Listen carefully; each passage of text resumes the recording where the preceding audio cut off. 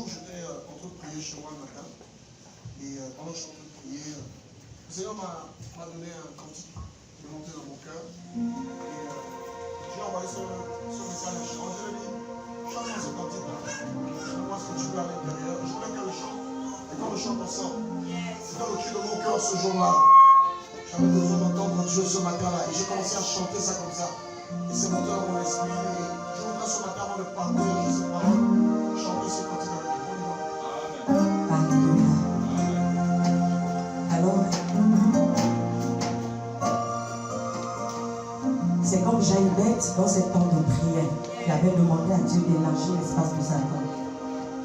Ce chant, c'est comme le cri de Anne. Elle allait dans la présence de Dieu. Au point où le prophète a pensé qu'elle était ivre. C'est le cri du cœur. C'est ce même cri, je crois que la sœur de Wendy a poussé. C'est le cri du cœur. Et Dieu a intervenu. C'est le cri de Bartimée. Alors que Jésus passait dans une foule, beaucoup criaient. Mais la voix de Bartimée s'est fait entendre. Il a crié tellement fort. Mon âme soupire après toi, Seigneur. Au jour de ma détresse, j'ai crié.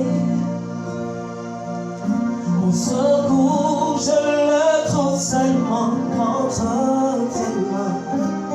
Mon Seigneur, mon Dieu libérateur, mon âme soupire après toi, Seigneur. Au jour de ma détresse, Seigneur. Au jour de ma détresse, j'ai crié.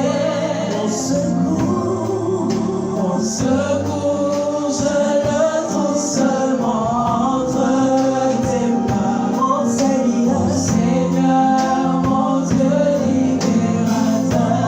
Mon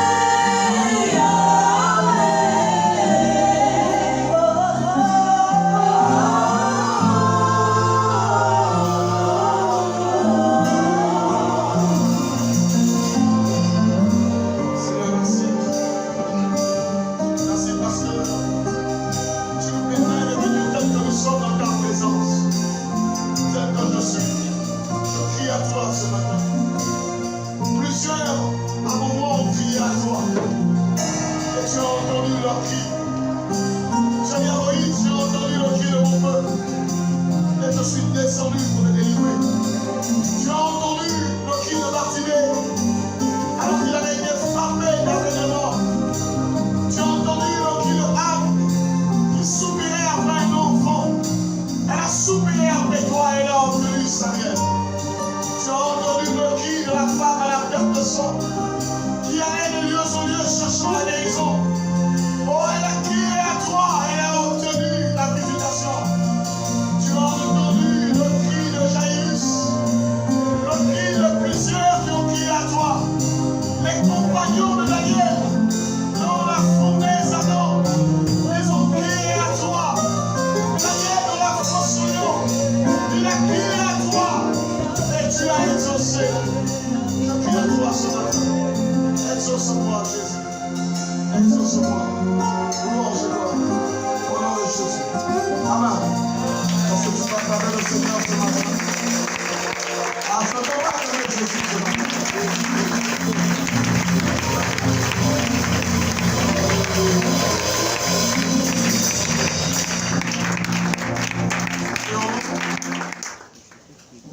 Est-ce que tu as salué ton voisin ce matin?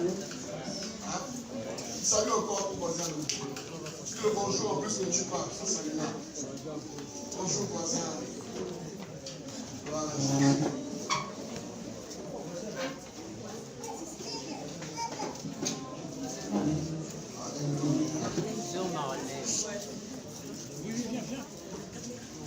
Alléluia.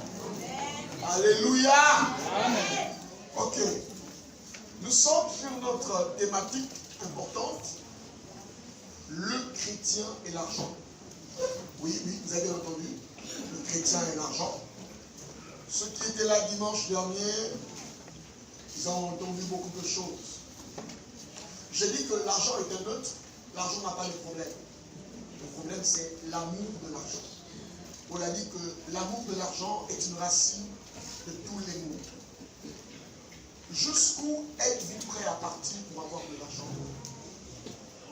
Il y a des gens qui ont vendu leurs enfants. Ils ont vendu un membre de leur corps. Vous savez, en tant que pasteur, j'ai entendu des choses terribles. Tu reçois quelqu'un en entretien et il te dit, pasteur, j'ai tué ma fille. Je ne savais pas, mais j'avais besoin de réussir. C'était trop.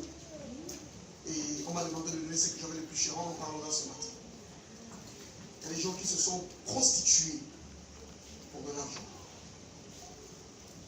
Il y a des amitiés qui n'existent plus parce que l'argent a divisé les amitiés. Alléluia. L'amour de l'argent, c'est quelque chose de dangereux. Il y a des gens qui ont ramassé des maladies à cause de l'argent. J'en ai parlé dimanche dernier. Des gens qui se sont donnés à des hommes, donnés même à des femmes, parce que souvent on dit souvent que c'est les femmes qui se donnent, mais aussi des hommes qui se donnent. Je les appelle des gigogos pour de l'argent. Dieu n'est pas contre l'argent. Dieu aime l'argent parce que la Bible déclare que l'homme et l'argent l'appartiennent. Mais lorsqu'un homme aime l'argent, la Bible déclare qu'il est possédé par l'amour de l'argent. Alléluia. Aujourd'hui, avant de commencer le message de ce matin, je vais vous donner quelques vérités concernant l'argent. Je voudrais commencer à dire que l'argent est un instrument au service de l'épanouissement. Sans argent, il y a des choses qu'on ne peut pas faire. Il y a des choses qu'on ne peut pas avoir. Donc l'argent devient un instrument au service de l'épanouissement. Il y a des choses que vous avez envie de faire dans la vie, mais parce que vous n'avez pas l'argent, vous ne pouvez pas le réaliser. Il y en a là qui ont les tissages, les Béninois, les Togolais, vous pouvez avoir des Brésiliens, mais il n'y a pas de possibilité. Parce qu'il n'y a pas d'argent. Tu me rêves d'acheter une nouvelle tenue, mais il n'y a pas les moyens. Tu me rêves de dormir sur un nouveau lit, mais il n'y a pas d'argent pour acheter le lit. Tu me rêves de construire ta maison aussi comme les autres, mais il n'y a pas d'argent. La Bible dit l'argent répond à tout. Donc l'argent est un instrument au service de l'épanouissement. Alléluia. Alléluia. Amen. Le besoin d'argent peut devenir amour de l'argent. Au départ, tu vas avoir besoin d'argent. Mais après, ton besoin d'argent peut se transformer en amour de l'argent. Et c'est là que ça devient compliqué. Votre rapport avec l'argent est une question d'altitude. Soit c'est vous qui êtes au-dessus de l'argent. et là, l'argent devient votre serviteur, soit c'est l'argent qui est au-dessus de vous, et là, vous devenez serviteur de l'argent. Or, pour la plupart des cas, les gens sont devenus, j'en parle ce matin d'ailleurs, serviteurs de l'argent. Alléluia. L'attachement à l'argent fait oublier la valeur des réalités non monétisables.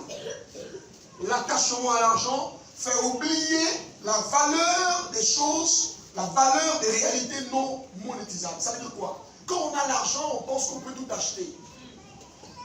Tu peux acheter le sexe, mais tu ne peux pas acheter l'amour. Tu peux tout acheter avec l'argent. Mais sache que dans la vie, tout n'est pas monétisable. On peut acheter une amitié, mais on ne peut pas acheter de la loyauté. On peut acheter un lit, on ne peut pas acheter le sommeil. On peut acheter des médicaments, on ne pourra pas acheter la santé. Laissez-moi entendre. On peut acheter tout ce qu'on veut, mais on ne peut pas acheter la paix. Or, les gens de plus en plus pensent que plus ils ont de l'argent, plus ils peuvent tout acheter. Il y a des choses qu'on n'achète pas.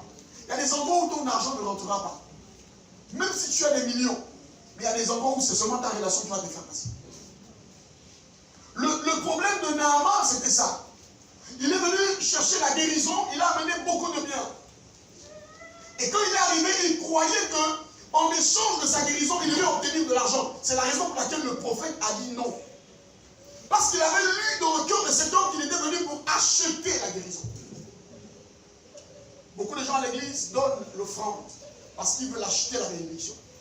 Et c'est pourquoi ils sont frustrés. Ils disent, j'ai beaucoup investi dans cette église, j'ai beaucoup fait des choses. Mais tu as fait ça avec quelle motivation? Si c'est avec l'intention d'acheter ou d'influencer Dieu ou de je ne sais pas pourquoi, tu es tiré là-bas à côté. Oui, parce que j'ai donné mon argent dans cette église, j'ai donné mon argent à cet homme. Tu voulais quoi? Tu voulais avoir des bébés et tu as donné beaucoup d'offrandes. Ta motivation n'était pas pure. Alléluia. J'ai aussi noté que notre richesse n'est pas dans ce que nous possédons, mais dans l'usage que nous en faisons. Notre richesse n'est pas dans ce que nous possédons, mais dans l'usage que nous faisons. Il y a des gens qui ont des milliards dans les comptes de banque, mais dans leur propre famille, les gens souffrent. Les gens ne vont pas à l'école. Les gens ne mangent pas, les gens sont malheureux, mais leur compte plein de milliards. La plupart des Ouest-Africains, là, ils meurent malades de la malaria. Mais quand on découvre leur cadavre, sous le matelas, ils ont des centaines de millions. Comment tu peux arrêter de te soigner parce que tu veux économiser l'argent? Tu meurs à cause de la malaria. Mes amis, c'est dangereux. On n'est pas... La valeur de ce que tu possèdes ne se limite pas dans ce que tu as, mais dans l'usage que tu fais. C'est ce que Jésus enseigne quand il parle du riche et du pauvre Lazare. Il avait des richesses. Il pouvait donc faire en sorte que Lazare mange bien. Mais la Bible dit que Lazare se nourrissait des miettes qui tombaient de la table de cet homme. Cet homme avait de l'argent, mais il n'était pas prêt de faire du bien autour de lui.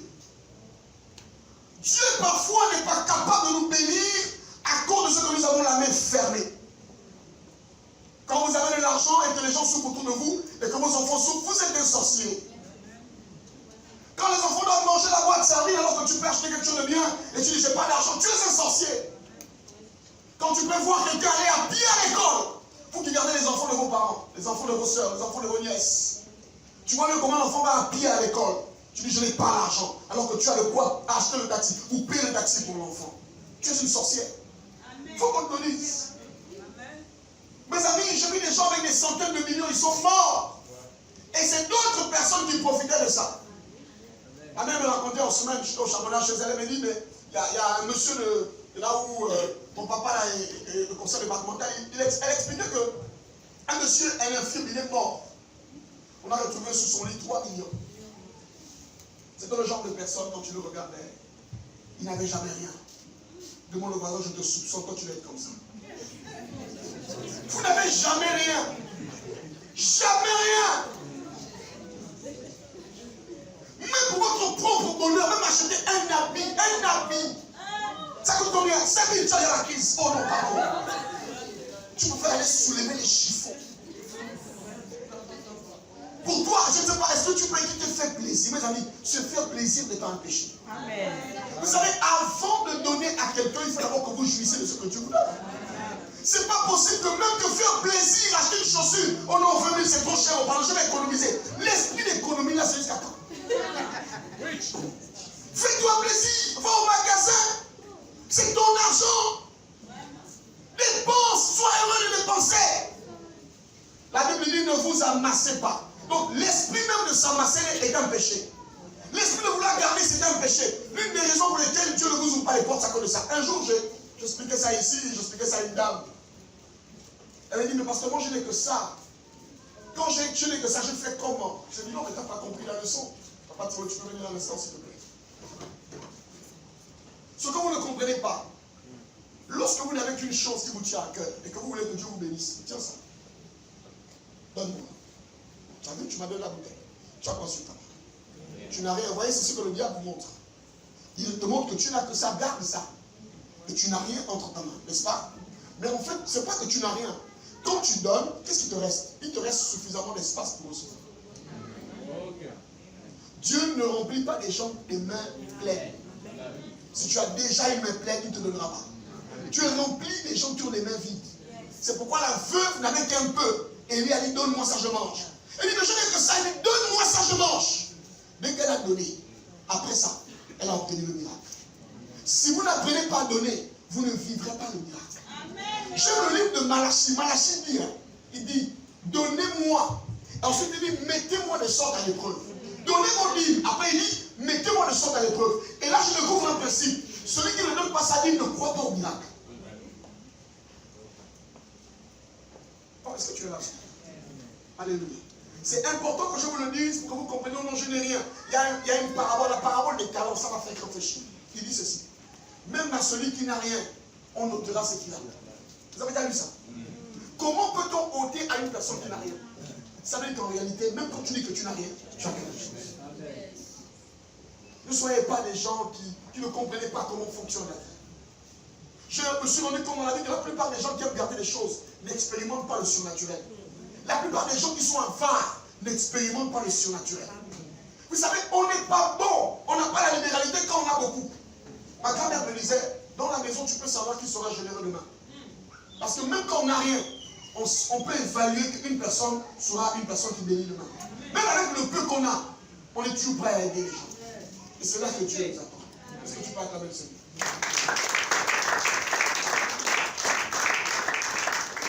Ce matin, je voudrais vous parler de l'argent et de la spiritualité.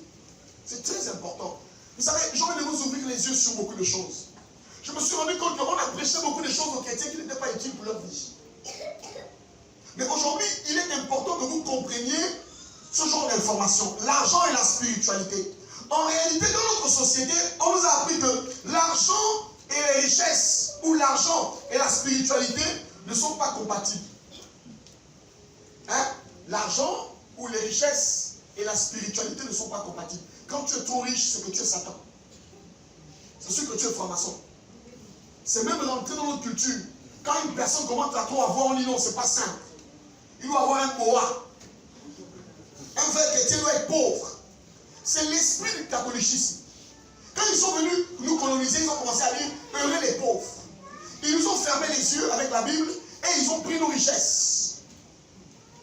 On continue d'être comme ça. On a séparé la spiritualité de la richesse. Au point que pour nous, être spirituel, c'est être pauvre, avoir beaucoup de dons spirituels et puis parler en langue. Là, tu es spirituel. Mon père dans la foi s'appelle Abraham. Ce n'était pas un homme pauvre. Son fils, Jacob, Isaac d'abord, n'était pas un homme pauvre. Son fils, Isaac, Jacob, n'était pas un homme pauvre. Quand je regarde la Bible, ce n'est pas incompatible la richesse ou le succès avec la spiritualité. Alléluia. Quel est le rapport entre l'argent et la spiritualité? Je ne parle pas entre l'argent et Dieu d'abord, mais je dis entre l'argent et la spiritualité. Vous savez, dans ma formation théologique, j'ai étudié les sectes et les religions. Tout ce que vous appelez sectes, là, j'ai étudié ça. Franc-maçonnerie, Ekankar, Wiki, les religions animistes, là, j'ai étudié ça.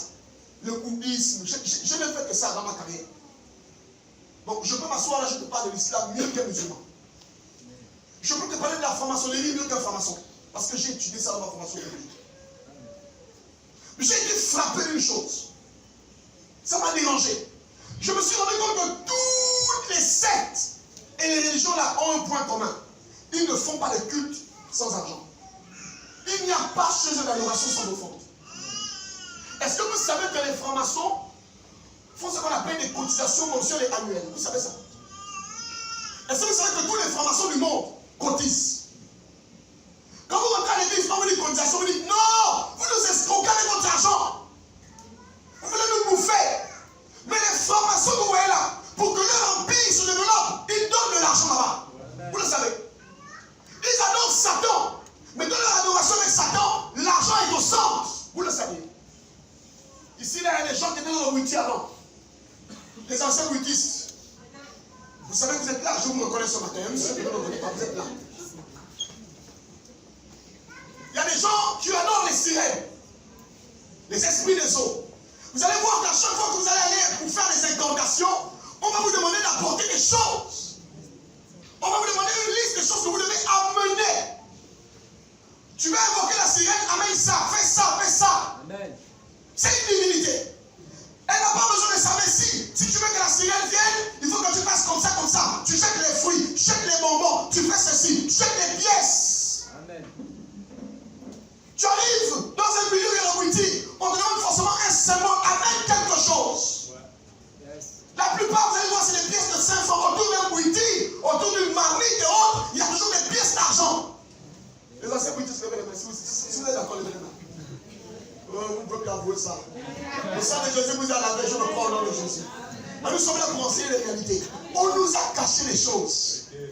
On nous a trop caché les choses. On nous a dit, non, venez seulement prier, c'est fini. Non, l'argent occupe une place dans la spiritualité. La plupart des grandes infrastructures qu'on a conçues dans ce pays et ailleurs. Je suis de Mayumba. Hein? Le pont de la Bagnola. Ceux qui ont fait le pont, demandez. Il y en a qui sont morts. On a demandé d'aller prendre près de 5 millions de pièces.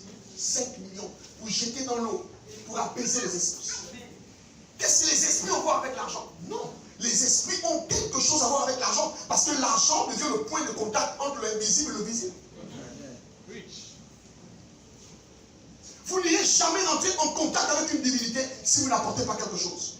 Parce que ce que vous apportez, ce n'est pas ce que vous avez. Ce que vous apportez, c'est ce que vous êtes. Amen. Donner une chose dans les maisons pour une sirène, c'est en fait prendre une partie de vous et la donner. Amen. Est-ce que vous m'entendez ça? On nous a dit de prier Dieu. Et je vais vous démontrer aujourd'hui qu'il y a des choses, il y a des portes dans la vie qui ne sont pas que par la prière.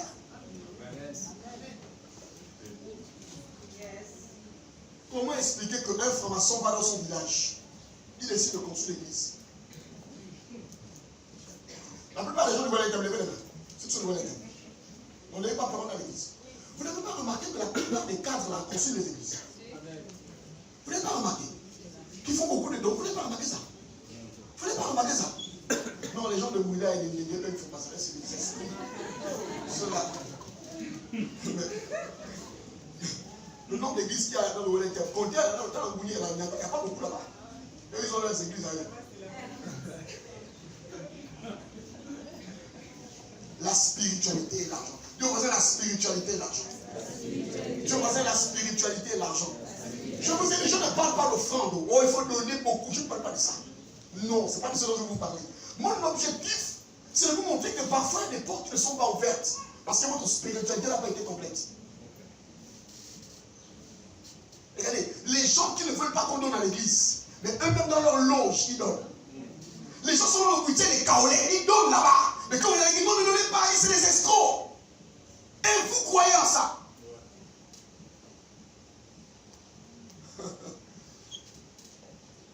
Oh non, les esprits sont fâchés.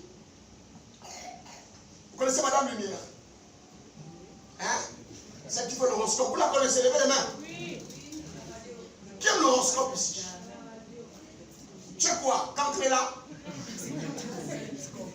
Tu es quoi? Cornichon? Taureau? Mais comment les humains vont devenir des animaux? Je suis un bélier. Frère, tu n'es pas un bélier, tu es un humain. Ça fait pendant longtemps j'ai cru que l'horoscope était une bonne chose. J'étais très jeune. Ma tante m'amène quelque part un matin. Elle prépare la nourriture, bien préparée, comme jamais n'avait préparé le jour-là. Je me suis dit, là, on va à une grande cérémonie. Ça va être grave aujourd'hui. On ne mange pas. On arrive à la plage du Cap. Je retrouve à cette plage des centaines de personnes. J'étais tout jeune. Des personnes élevées en dignité. Et qu'est-ce qu'ils font quand ils vont dans la zone du Cap? Ils ont les voitures, ils mettent des feuilles pour cacher les plaques, même pas qu'on les reconnaisse. Ils rentrent dans la forêt. En pleine plage du Cap. C'est là où je dis que l'horoscope est vraiment satanique. L'horoscope, hein, vous l'avez dit d'histoire, ça vient des eaux. J'ai vu ça moi-même. J'ai vu une sirène sortir de l'eau, moi qui vous parle. On est là. On est là. On commence à prendre la nourriture qu'on a amenée. Imaginez-vous plus de 150 personnes qui ont préparé des grands menus. On prend ça, on rassemble. Je me dis, ça y est, on va décider comme au temps de Jésus. Jamais. Ils prennent ça, ils jettent ça dans l'eau. Mes amis, imaginez-vous la queue aux saucisses dans l'eau. Non, jeter les cassadons, ça peut aller. Mais la queue aux saucisses, les plats là, qu'on ne mangeait qu'à l'époque, il y avait les grandes cérémonies. Madame prend ça et jette.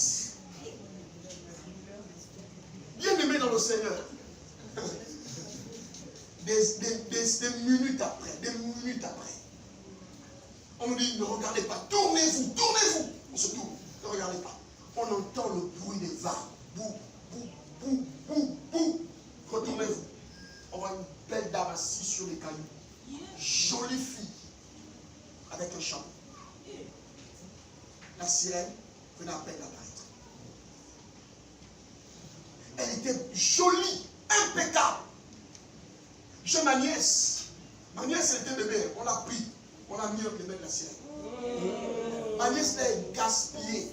Ma nièce, là, elle a un degré de vision, tu ne peux pas. Quand elle te rêve, elle te lit direct. Elle était bébé entre les mains de la sirène. Elle a passé pendant 1 heure là. Bien aimé, la partie qui m'intéresse. Madame Lumière, c'est elle qui avait fait ça. C'est elle. C'est elle. Elle fait venir la sirène de l'eau pour le bord. Elle fait ça. C'est là que j'ai compris que l'horoscope, ça vient vraiment de l'enfer. Une petite dame, cette femme. Je me souviens comme si c'était hier. Vous savez, il y a des choses comme vous êtes enfant, hein, ça vous marque. Comment on peut faire sortir un démon de l'eau? Elle sort normalement toute belle. C'est là que j'ai compris que les amis arrêtaient de traquer les femmes la nuit.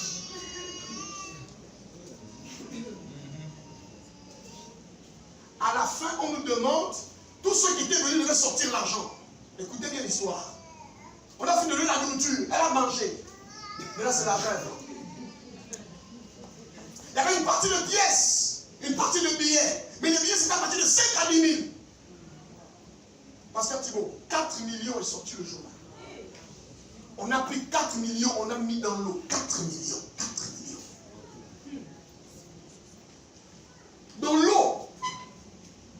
Ma tante va commettre une erreur ce jour-là.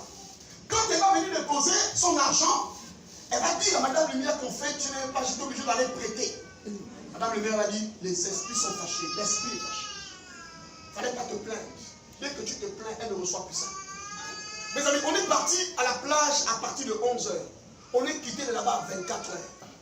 Parce qu'il fallait tout faire pour apaiser l'esprit qui est fâché. Vous venez ici à l'église, vous murmurez, vous venez là, vous êtes la colère, quand vous êtes fâché. Vous insultez, mangez mes problèmes. Un démon n'agrée pas une femme qui a été donnée avec contestation. Toi, tu viens à l'église, on te dit non, à l'église, tu murmures, non, moi j'ai mes problèmes, moi j'ai mes problèmes. Et tu te donnes ce que tu as dit comme elle est. J'étais dévasté ce jour-là. Comme je suis sorti de là, j'ai grandi avec ça ici. L'horoscope, même cadeau. J'ai grandi avec ça ici. Quand on s'approche d'une divinité, Dieu a dit, on ne s'approche pas de lui les mains vides.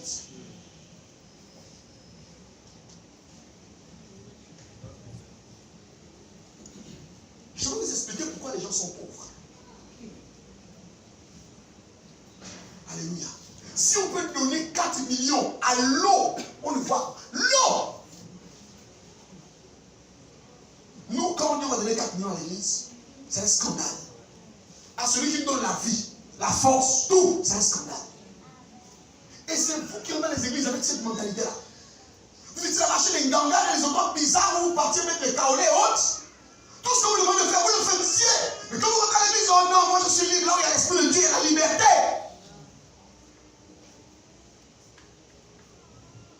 J'ai dit dimanche dernier qu'il faut éduquer les gens. Vous savez, les gens, quand ils ne sont pas éduqués, ils font n'importe quoi, ils disent n'importe quoi.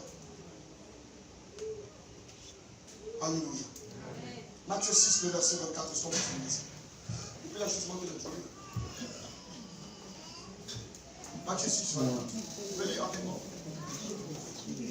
Matthieu 6, verset 24. Que tout le monde se lève, s'il vous plaît.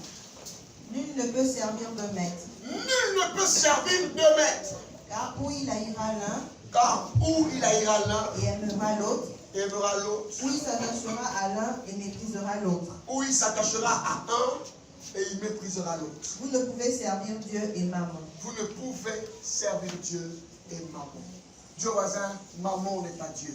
Bénis Dieu. Ah, c'est bon. Jésus enseignant ici, parlant de le danger de s'amasser les richesses. Il dit, s'amasser n'est pas très bien. Amassez-vous des richesses dans le ciel, là où la terre et la roue ne peuvent pas arriver. Après il dit, vous ne pouvez pas servir deux maîtres à la fois. Soit vous allez haïr un, soit vous allez rejeter l'autre. Après il dit, vous ne pouvez pas servir Dieu et maman. Dis avec moi maman. Vous savez, nous sommes tous en danger.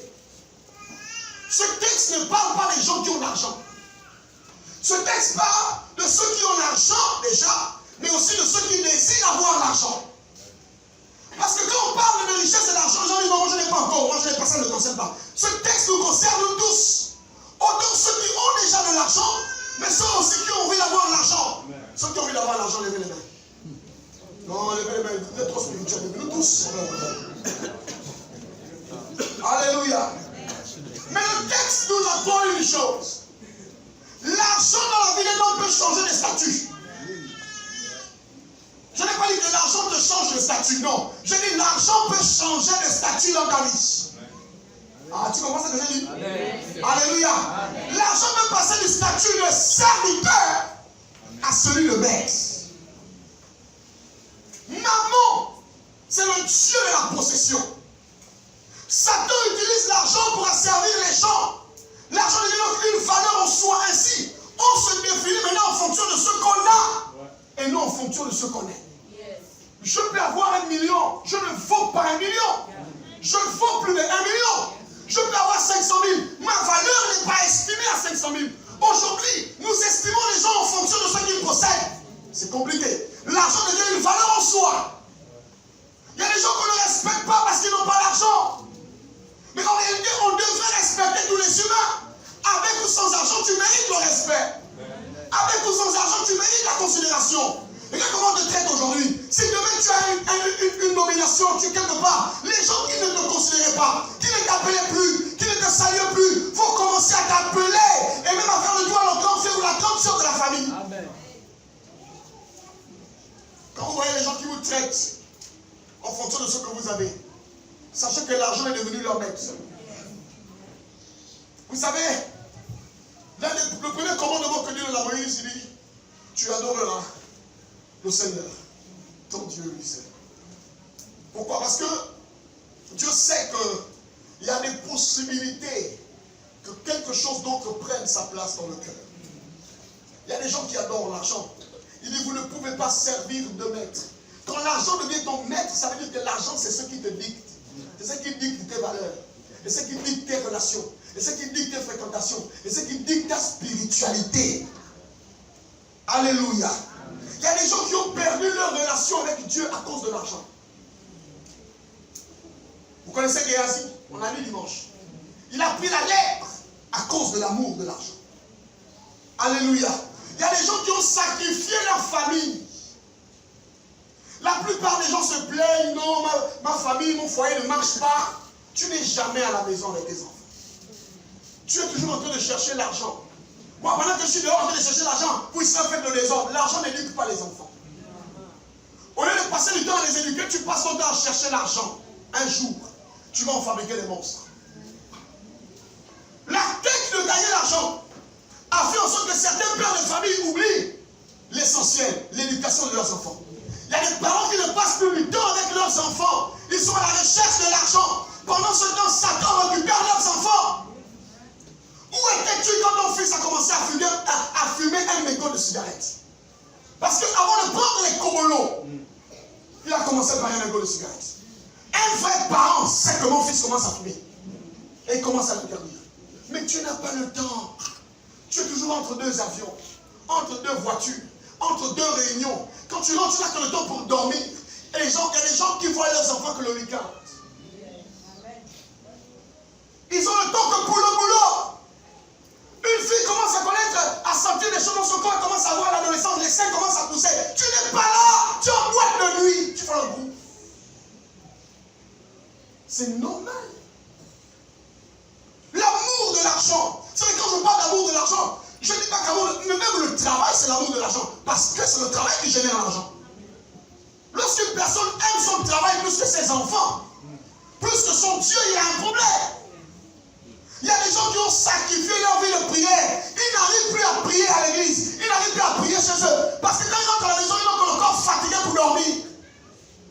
Et se lever le lendemain matin. Et aller au travail. À ce rythme-là, ta spiritualité va mourir. Il y a des gens qui n'ont plus le temps d'ouvrir la Bible. Ils ouvrent la Bible que le dimanche à l'église.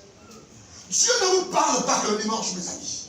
Dieu peut te parler dans ton bureau. Dieu peut te parler pendant que tu fais la cuisine. Dieu peut te parler pendant que tu suis la télé. Prends un peu du temps. Ton travail n'est pas ton Dieu. Oh là maintenant tu es en train de servir maman. Mais arrête de servir maman. Alléluia. Le travail a volé ta vie de prière.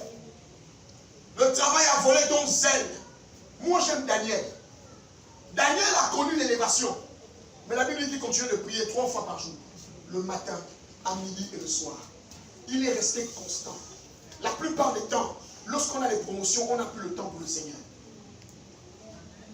On est d'accord? On est d'accord? Il y a des gens, ça fait longtemps qu'ils se sont assis pour dire je vais prier aujourd'hui. J'ai envie de prier. Jamais. Travail le matin, travail le soir. Travail. Et puis le problème, c'est que vous travaillez là, votre vie ne change pas. Vous travaillez pour payer les dettes. Vous travaillez pour payer la loyer. C'est à ce que j'ai parlé. Quand il est rentré du Togo, il va travailler pour les Togolais et les Béninois. Il a le permis de la moto. Le voici dans tout Libreville, il est en train d'aller livrer la marchandise pour 80 000. Il a dit, mon frère, tu m'arrêtes ça. Oh, passe, j'ai dit, tu m'arrêtes ça. Ça, c'est quel travail? Où tu n'as plus le temps. Tu es maintenant en moto dans Libreville pour 80 000. Même prier, tu ne peux pas. Et quand les 80 000 francs arrivent, tu as du mal à acheter les 2 bouts. Tu vis pour payer le loyer. Il y a trop de serviteurs de maman dans l'église. Les gens qui ont prié pour que Dieu les élève. Dès que Dieu les a élevés, ils n'ont plus le temps pour servir. Maman. J'entends les paroles, non, tu sais, le travail c'est ton premier mari, tu es possédé. Le travail ne peut pas être ton premier mari.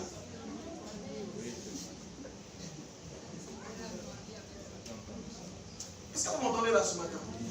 Alléluia. Dieu a fait du bien à ses enfants. Mais ses enfants ont quitté sa présence à cause de ce que Dieu leur a donné. Maman. Demande à ton voisin, est-ce que ta vie spirituelle est encore pareille depuis que tu travailles? Est-ce que c'est pareil? Touche ton voisin, demande ça. Depuis que tu as la promotion, est-ce que c'est pareil? Dieu veut vous juger là. Il commence par vous donner les petites choses. La Bible dit que celui qui est fidèle dans les petites choses, alors Dieu commence à lui confier les grands. Si tu continues de prier Dieu malgré le poste de responsabilité que tu as, Dieu dit ça c'est ma fille, je la mets au sommet parce qu'elle a été fidèle dans les petites choses. Tu ne peux pas servir deux maîtres à la fois. Alléluia. Tu ne peux pas servir Dieu et maman. Maman c'est le Dieu de la possession. On veut toujours avoir des choses. Mon sac, ma chaussure. Vous ne pouvez pas être là dans votre famille. Il y a des gens qui n'ont pas des habits. Mais on regarde vos armoires. Il y a des chaussures que vous ne portez plus depuis des années. Le mauvais cœur, l'esprit de maman. Tu préfères même que les cafards mange ça. Tu fais quoi avec 30 paires de chaussures? 10 paires. Tu fais quoi avec ça? Oh non, ça c'est mon souvenir qu'on m'avait donné. Ça c'est mon souvenir. Ah, c'est mon souvenir. Ah, c'est mon souvenir. Je ne peux pas partager ça. C'est un souvenir. Ça me tient à cœur. C'est normal. Là où est ton trésor? Il y a des gens, papa Thibault, enlève seulement une tenue. Il ne va plus te parler. C'est quoi le matériel? À chaque fois que vous partagez des choses, c'est des choses qui sont déjà usées. Quand Dieu voulait nous sauver, il nous a donné son seul fils unique qui avait de la valeur. Comment on évalue qu'une personne n'adore pas les choses? C'est sa capacité à partager. Amen. Et quand il partage, il est en paix dans son cœur. Amen. Il n'a pas mal d'avoir donné son dernier pantalon. Il n'a pas mal d'avoir donné un pantalon qui l'a coûté cher. C'était un honneur de voir ça sur le corps de mon frère. C'était une bénédiction. Amen. Tu as 20 tissages toi-même. Le Congolais, le Gabonais, le Turc, tous les tissages c'est pour toi. Mais prends un tissage, offre à une soeur, sans qu'elle te demande. Oh non, elle ne m'a pas demandé. Tu ne vois pas avec que là qu'elle est civile comme une femme de la SG. Prends le tissage, tu donnes. Amen.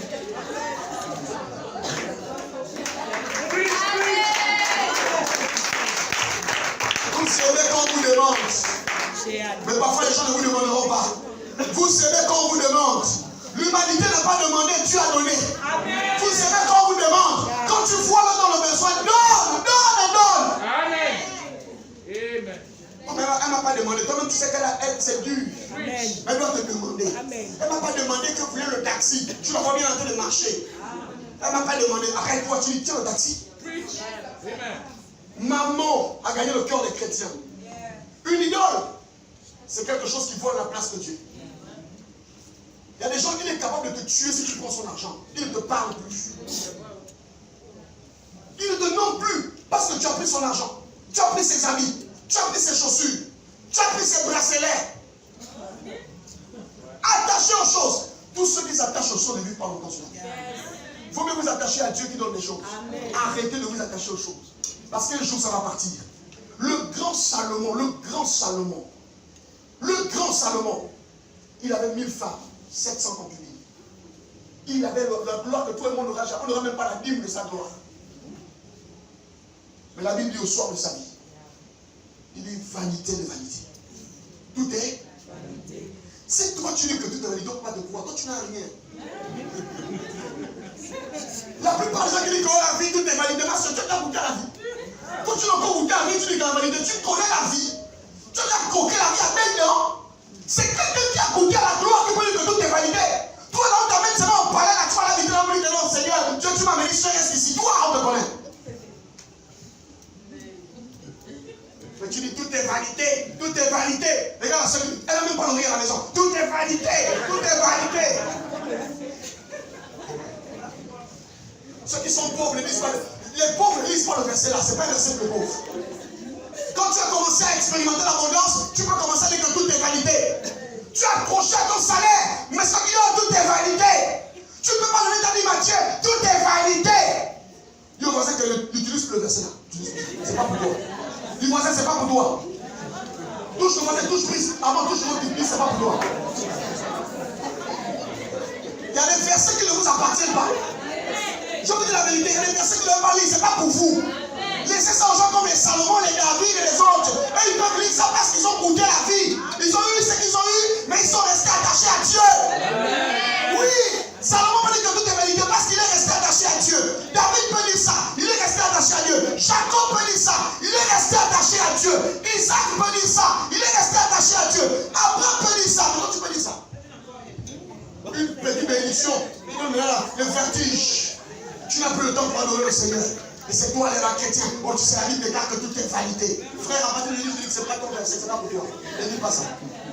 Acclamons le Seigneur.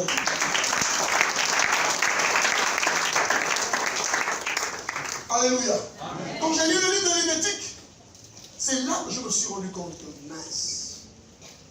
Les gens nous ont enseigné n'importe quoi. Ils nous ont souvent dit donnez à l'Église, donnez.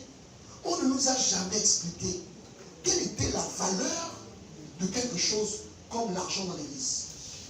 Regarde, quand tu prends ton salaire, ou quand tu gagnes un marché dehors, ce n'est pas une offrande, c'est l'argent. N'est-ce pas? À partir de quel moment ton argent devient une offrande? Quand tu amènes ça aussi à l'église. Mais quand tu es dehors, est-ce que quand tu donnes l'argent, tu donnes l'offrande? Non, tu fais quoi? Tu donnes. Donc, dès que l'argent change de milieu, ça change de nom. Je reprends. Dès que l'argent change de milieu, ça change de nom.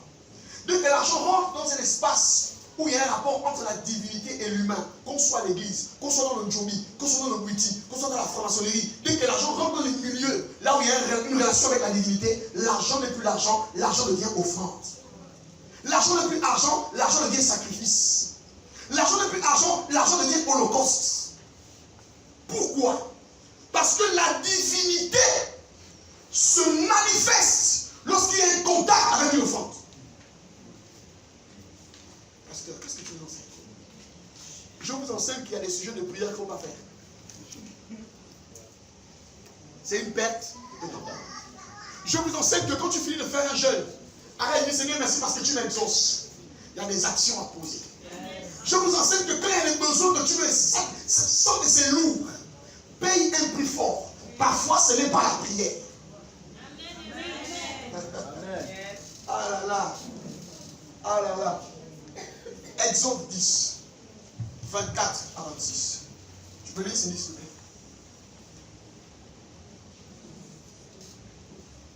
Exode 10, 24 à 26. Pharaon appela Moïse. Pharaon appelle Moïse, ouais. Allez, servez l'Éternel. Il n'y aura que vos brebis et vos bœufs qui resteront, et vos enfants pourront aller avec vous. Moïse répondit, tu mettras toi-même entre nos mains de quoi faire les sacrifices et les holocaustes que nous offrirons à l'Éternel, notre Dieu. Verset 26.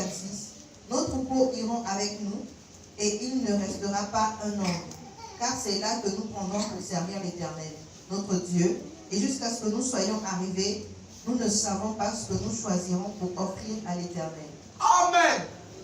Amen. Amen. Voici le verset qui doit nous ouvrir les yeux. Pharaon a gardé Israël pendant 400 ans d'esclavage. Un matin, Moïse arrive, il dit, on va libérer le peuple. Là, on est à la 9e plaie. 9e plaie. Pharaon ne supporte plus. Il appelle Moïse, il lui dit, Joe, prends tes gens, allez adorer l'Éternel. Mais s'il te plaît, il y a une chose que vous devez faire. Lorsque vous irez adorer Dieu, laissez vos brebis, laissez vos bœufs, laissez votre argent, laissez vos richesses, partez avec vos enfants. Dieu voisin, Pharaon est intelligent. Dieu voisin, Pharaon est intelligent. Pharaon sait que si Israël va adorer l'Éternel, sans ses biens, ils le reviendront. Tu m'as pas bien compris. Il sait que même s'ils vont adorer Dieu, s'ils laissent ce pourquoi ils ont vécu et travaillé, ils vont revenir. Parce que là où est ton trésor?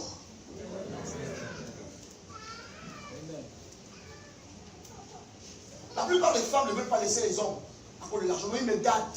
J'ai beaucoup d'argent avec lui. Je ne l'aime pas. Mais quand il claque, pas. Non, je retourne. Non, le gars la banque trop. C'est un banqueur. C'est l'esprit de la banque qui te ramène là-bas. C'est pas dans l'amour. Tu ne l'aimes pas. Mais tu aimes sa monnaie sonnante et trébuchante. Laisse-moi te parler ce matin. C'est pas dans l'amour pour la plupart des femmes. Hein? Non. Non. Quand ils pensent aux liasses, carton. Elle dit non. Je repars. C'est toujours là. Oui. Pharaon connaît le principe. Un homme qui adore sans ses biens finit par revenir. Est-ce que tu m'entends? Alors c'est quoi la leçon? Moïse dit, Joe, on ne peut pas se permettre de partir adorer et laisser nos biens. Il dit la première chose qu'on te demande, c'est que toi-même, tu dois nous fournir les sacrifices pour aller adorer. Ah, Moïse, tu es audacieux. Tu demandes à un païen. Écoutez-moi bien. Il y a quoi un païen? Il y a quoi un païen? Moïse dit à un païen, donne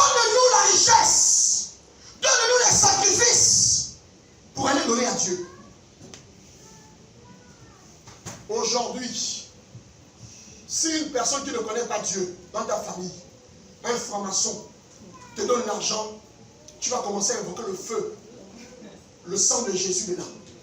Il y a des gens qui ont même peur. Mais Moïse a demandé à Pharaon, donne-moi des sacrifices pour aller offrir à Dieu. Oh, est-ce que je te parle? Amen. Si un ministre donne l'argent à quelqu'un, non, c'est le diable, c'est le diable. Je parlais avec un frère en Christ. Il me dit, pasteur, je suis dévasté. Quand je commençais à ouvrir ma structure, Dieu m'a permis de rencontrer les autorités de ce pays. Dès qu'ils m'ont donné l'argent, ils m'ont acheté le matériel, tout. Les pasteurs m'ont écrit pour dire, mon fils, sanctifie ta structure. Parce que ta structure est passée entre les mains de Satan. Les hommes impurs t'ont donné l'argent. Dieu voisin, c'est faux. Dieu voisin, c'est faux. Quand Dieu veut te faire du bien, il utilise même un corbeau. Même un franc-maçon peut te donner l'argent. Il faut arrêter avec votre évangile de la rue. Oh non, l'argent du franc-maçon. Tu vas souffrir. Mon pasteur me disait, tu souffriras.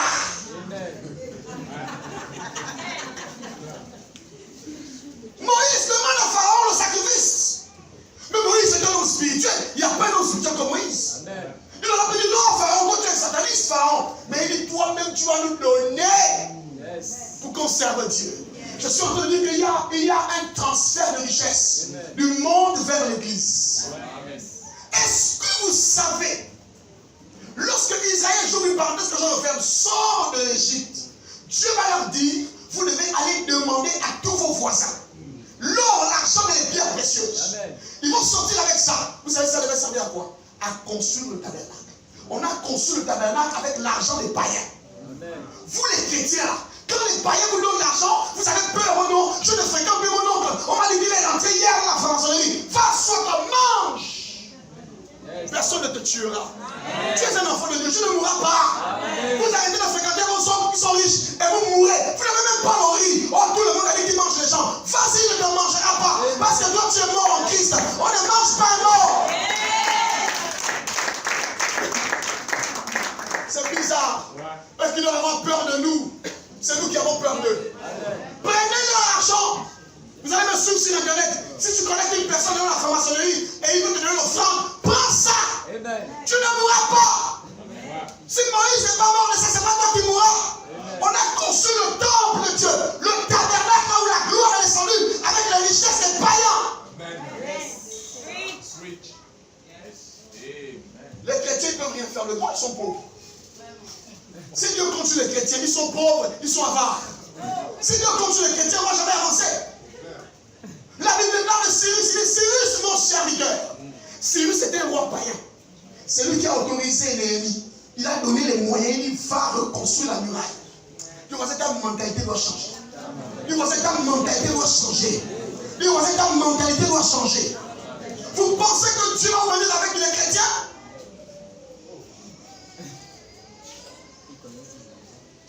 Alléluia.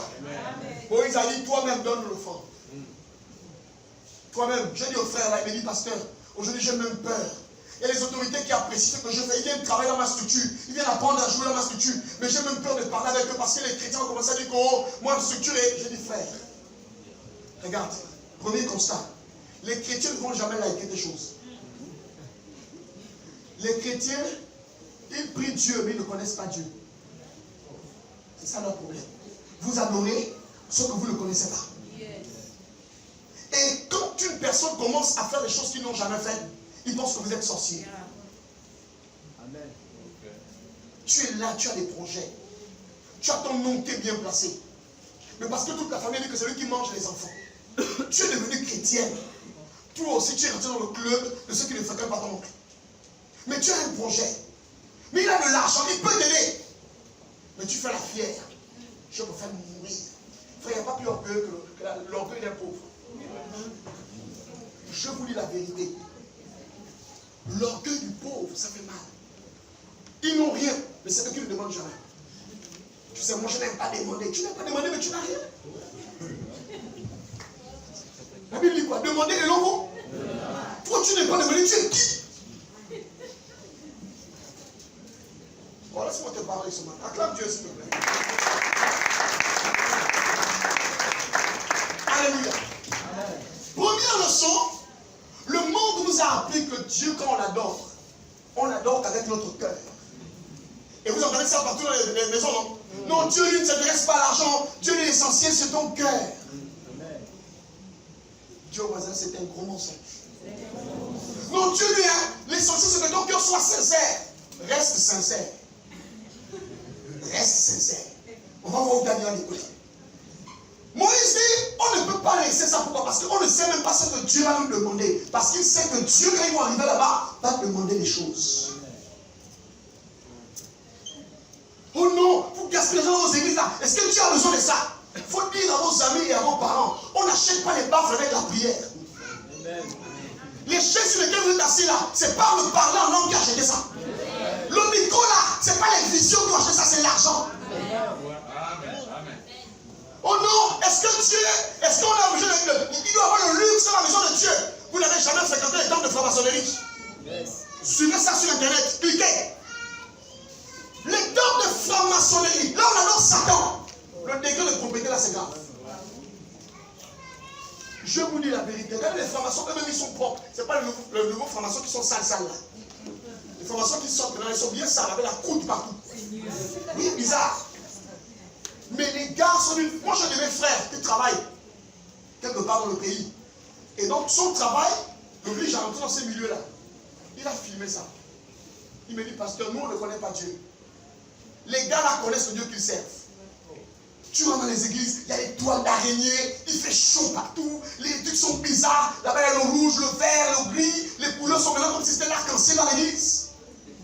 On adore le Seigneur, vous ne connaissez pas Dieu. Il faut lire le temple de Salomon. Un luxe insolent, la Bible déclare que les murs étaient en or massif. Dieu aime le luxe.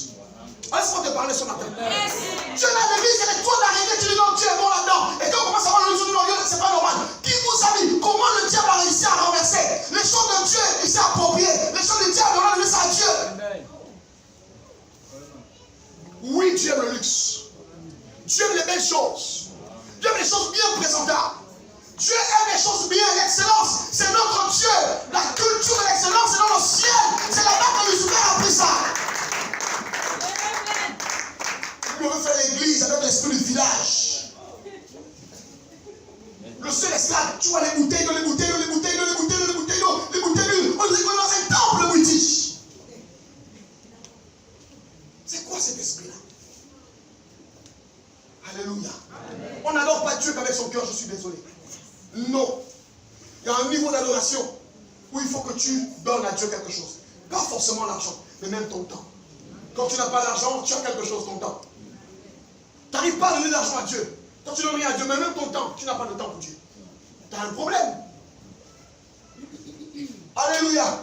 On nous a dit non, Dieu n'est pas d'accord avec ça. Ils nous ont trompés. Eux-mêmes, ils construisent des beaux temples. Nous, on doit avoir chaud. On est là où c'est sale. Eux-mêmes, ils ont des offrandes. Nous, à l'église, on ne donne pas les offrandes. Priez, ça va Dieu pour le cœur. C'est pourquoi depuis là, vous êtes là avec votre cœur.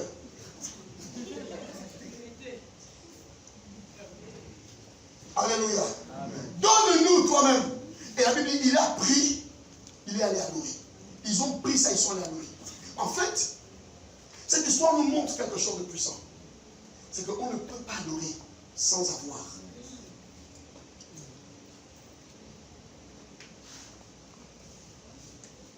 Pourquoi? Quand vous lisez l'Ancien Testament, le tabernacle, vous allez vous rendre compte que les parvis jusqu'au lieu très saint, il y avait toujours une place pour le sacrifice.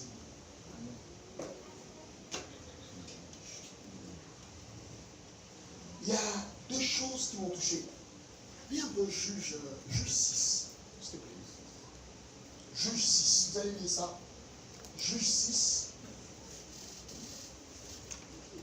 à partir du verset 15. Et après, on va lire Juge 13. On va comprendre quelque chose de bizarre. On y va. Gédéon lui dit, Oui. ah, mon Seigneur, avec quoi délivrerai-je Israël? Voici, ma famille est la plus pauvre en Manassé, et je suis le plus petit dans la maison de mon père. Verset 15. Verset 15. Bon, verset 16, 17.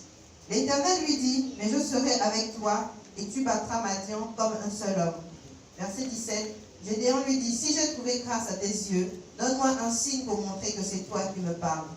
Verset 18. Ne t'éloigne point d'ici jusqu'à ce que je revienne auprès de toi, que j'apporte mon offrande et que je la dépose devant toi. Et l'Éternel dit, je resterai jusqu'à ce que tu reviennes. Amen. Tu peux t'arrêter là. Va ouvrir juste 13. À partir du verset 13. On va découvrir quelque chose de bizarre. Juste 13 à partir du verset 13. L'ange de l'Éternel répondit à Manoah, la femme s'abstiendra de tout ce que je lui ai dit. Elle ne goûtera d'aucun produit de la vigne, elle ne boira ni vin ni liqueur forte, et elle ne mangera rien d'impur, elle observera tout ce que je lui ai prescrit. Manoah dit à l'ange de l'Éternel, Écoute ça. permets-nous de te retenir et de t'apprêter un chevron. Permets-nous de te retenir et de t'apporter Un chevron. D'accord. L'ange de l'Éternel répondit à Manoah, quand tu me retiendrais, je ne mangerai pas de ton mets, mais si tu veux faire un holocauste, tu l'offriras à l'Éternel. Manoah ne savait point que ce fut un ange de l'Éternel. Je vais t'arrêter par là. Alors, révélation de Dieu. Dans le même livre, suivez-moi là-bas. Dans le livre de Juges, à chaque fois, l'ange de l'Éternel se présente à quelqu'un. On a pris 2 cas de figure. On a pris Gédéon et on a pris Manoah, le père de Samson. Gédéon rencontre l'ange de l'Éternel. Il converse avec l'ange de l'Éternel.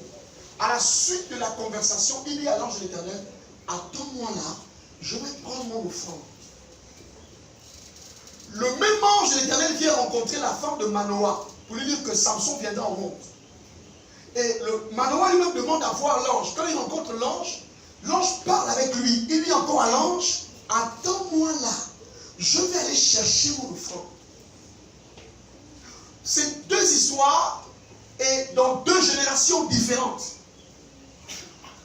Gédéon et Manoah ou Samson ne sont pas contemporains. Ils n'ont pas vécu dans les mêmes générations, mais les 2 ont les mêmes réactions. Vous me comprenez? Je reprends. Ils n'ont pas vécu dans les mêmes générations, mais ils ont les mêmes réactions. Quelles sont les réactions? À chaque fois qu'ils rencontrent la divinité, ils décident de mettre quoi c'est? L'offrande. C'est comme si on a enseigné ça. On ne peut pas, on les a montré comment il faut saisir une visitation divine. C'est la raison pour laquelle quand vous allez chez les charlatans, quand vous allez invoquer les esprits, quand vous allez rentrer en contact avec les divinités pour donner l'argent, on vous demande de faire un rituel. Et dans ce rituel, il y a quelque chose que vous devez donner. Dans le texte de Manoah, il a même carrément le jus. Quand je lui dis ça, je dis, oh, mais chez les mamans, demande les jus. Les gens qui font le truc de formation, le melade et autres, là. Je vis ça, les jus. Les esprits des ondes, les fantasmes, ils aiment ça. Les bonbons. Là, dans ce texte, que l'ange a mené, Manoah a mené les jus à verser. Ils ont pris ça où? Ils ont pris ça où? Les esprits ont pris ça où? Les démons ont pris ça où? Dans la Bible. On ne rencontre pas une divinité comme ça. Quand on a envie de voir Dieu se révéler, il y a des choses qu'on fait. Et c'est là que nous sommes bloqués. Parce qu'on continue de prier. Oh Seigneur, oh, mon problème, oh. J'ai dit non, là on n'est plus au niveau de ton problème. Tu as parlé en langue. Tu as vidé tout le vocabulaire. Sauf que ton adoration n'est plus complète. Aïe. Vous connaissez le premier homme païen qui a reçu le Saint-Esprit? Il s'appelle comment? Il s'appelle comment? Je vais vous poser une question simple. Quelle a été la raison pour laquelle Corneille a été le premier païen à recevoir le Saint-Esprit? Oh, acclame Dieu. Acclame Dieu. Quelquefois tu as des problèmes. Prends ton argent, fais lumière à quelqu'un. Tu vois quelqu'un en difficulté. Tu sais que tu as un problème. Vous sortez des jeunes. Ils sortent du jeune. Oh non, je fais un travail avec le Seigneur, j'ai besoin de quelque chose. Ils sortent là, ils viennent à l'église à acclamer. Venez louer le Seigneur. Ils rentrent chez eux. Ah non. Après avoir posé un acte de piété, il faut un acte de foi. En fait, l'offrande est la porte la plus facile pour accéder au trône. Ah, tu m'as pas bien compris. Alors, si tu as bien compris, tu devrais accorder cette parole. Je dis, si tu as bien compris, tu devrais accorder cette parole. Je dis, l'offrande est la porte la plus facile pour accéder au trône. Quand vous voulez accéder à la faveur, il y a des choses que vous devez faire, parmi lesquelles l'offrande. L'offrande interrompt le ciel. L'offrande fait que le ciel se retourne contre toi. Tu as aidé un pauvre. Parmi les piliers de l'islam, Les musulmans prient beaucoup. Mais ils ont un pilier qu'ils appellent le monde. Vous allez voir, quand vous allez dans les mosquées, même quand vous êtes dans votre quartier, il y a souvent des gars qui viennent là. En fait, ils ne sont même pas souvent aveugles. Ils viennent là. Hein? Et puis vous remarquez qu'on leur donne l'argent. Si vous allez à la mosquée, dans chaque mosquée de Libreville, vous allez voir juste à l'entrée. Il y a des gens qui sont là. Et chez les musulmans, c'est obligatoire. Parce que ça fait partie du pilier de la spiritualité. Ils ont copié ça aussi dans la Bible. On ne peut pas sortir de la prière sans poser un acte de libéralité. Amen. Mais vous êtes enfants. Oh, moi je n'ai pas l'argent. Tu as les habits. Prends quelque chose qui te coûte. Prends ça. Donne ça. Est-ce que tu veux que... Il y a une chose que tu veux voir dans ta vie.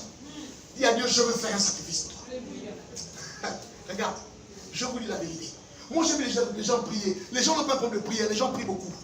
Les gens prient, les gens parlent langue. Ils citent les versets bibliques. Mais ça ne décolle pas. Pourquoi? Parce qu'il y a un niveau de la vie où ce n'est pas la prière. On va lire Acte 10. Acte 10. Comment le Corneille? 1 à 4 rapidement. Acte 10, 1 à 4. Acte 10, 1 à 4. Oui, écoute ça. Il y avait à Césarée un homme nommé Corneille. Il y avait à Césarée un homme nommé Corneille. Centenier dans la cohorte dite italienne. Ouais. Cet homme était pieux et craignait Dieu. Il était pieux et craignait Dieu. Avec toute sa maison. Avec toute sa maison. Il faisait beaucoup d'aumônes au peuple. Il faisait quoi c'est? Beaucoup d'aumônes au peuple. Il faisait quoi c'est? Beaucoup d'aumônes. Beaucoup d'aumônes. Et puis qu'est-ce qui s'est passé? Il priait Dieu continuellement. Donc deux choses. On va retenir deux choses chez Corneille. Premièrement c'est quoi? Le monde. Deuxièmement c'est quoi? Premièrement c'est quoi? Le monde c'est quoi? Nous on aime avoir la prière. Hein? On prie beaucoup et puis de temps en temps on donne. Mais la Bible dit, lui, il faisait beaucoup de monde. Et il faisait quoi? C'est ce qui justifie que la majorité des formations, là, ils ont la main ouverte. Toi, tu es là, tu sens comment c'est dur pour le voisin. Il mange le riz sec, accompagné de l'odeur de la soupe de ta maison.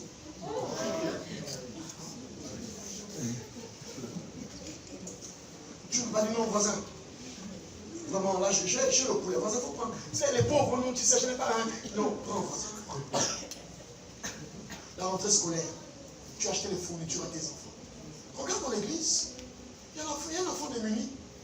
Dans ta famille, il y a des gens qui sont démunis, tu prends deux enfants, tu dis, j'achète les fournitures. Un jour, tu vas mourir. Il faut que tu le saches. Tes enfants seront seuls sur la terre. Quelqu'un d'autre se souviendra de tes enfants. Et ils achèteront les fournitures. Ça ne sert à rien d'être avare. La plupart des chrétiens, leur défaut, c'est ça. C'est que eux, ils aiment prier, mais ils ont la main fermée. Et c'est pourquoi vous allez être fidèles. Vous aurez les dons spirituels. Vous allez avoir les visions. Mais sur le plan financier, ça ne va pas changer. On suit. Il priait Dieu continuellement. Vers la 9e heure du jour, écoute ça. Il vit clairement dans une vision un ange de Dieu. Un ange de Dieu vient. Qui entra chez lui et qui lui dit, Corneille. Corneille! Les regards fixés sur lui et saisi d'effroi, il répondit, qu'est-ce, Seigneur? C'est quoi? Et l'ange lui dit, tes prières et tes aumônes sont montées devant Dieu. Et il s'en est souvenu. Ah! Reprends un peu la partie là. Tes prières et tes aumônes sont montées devant Dieu et il s'en est souvenu. Toi, tu n'as que la prière depuis là.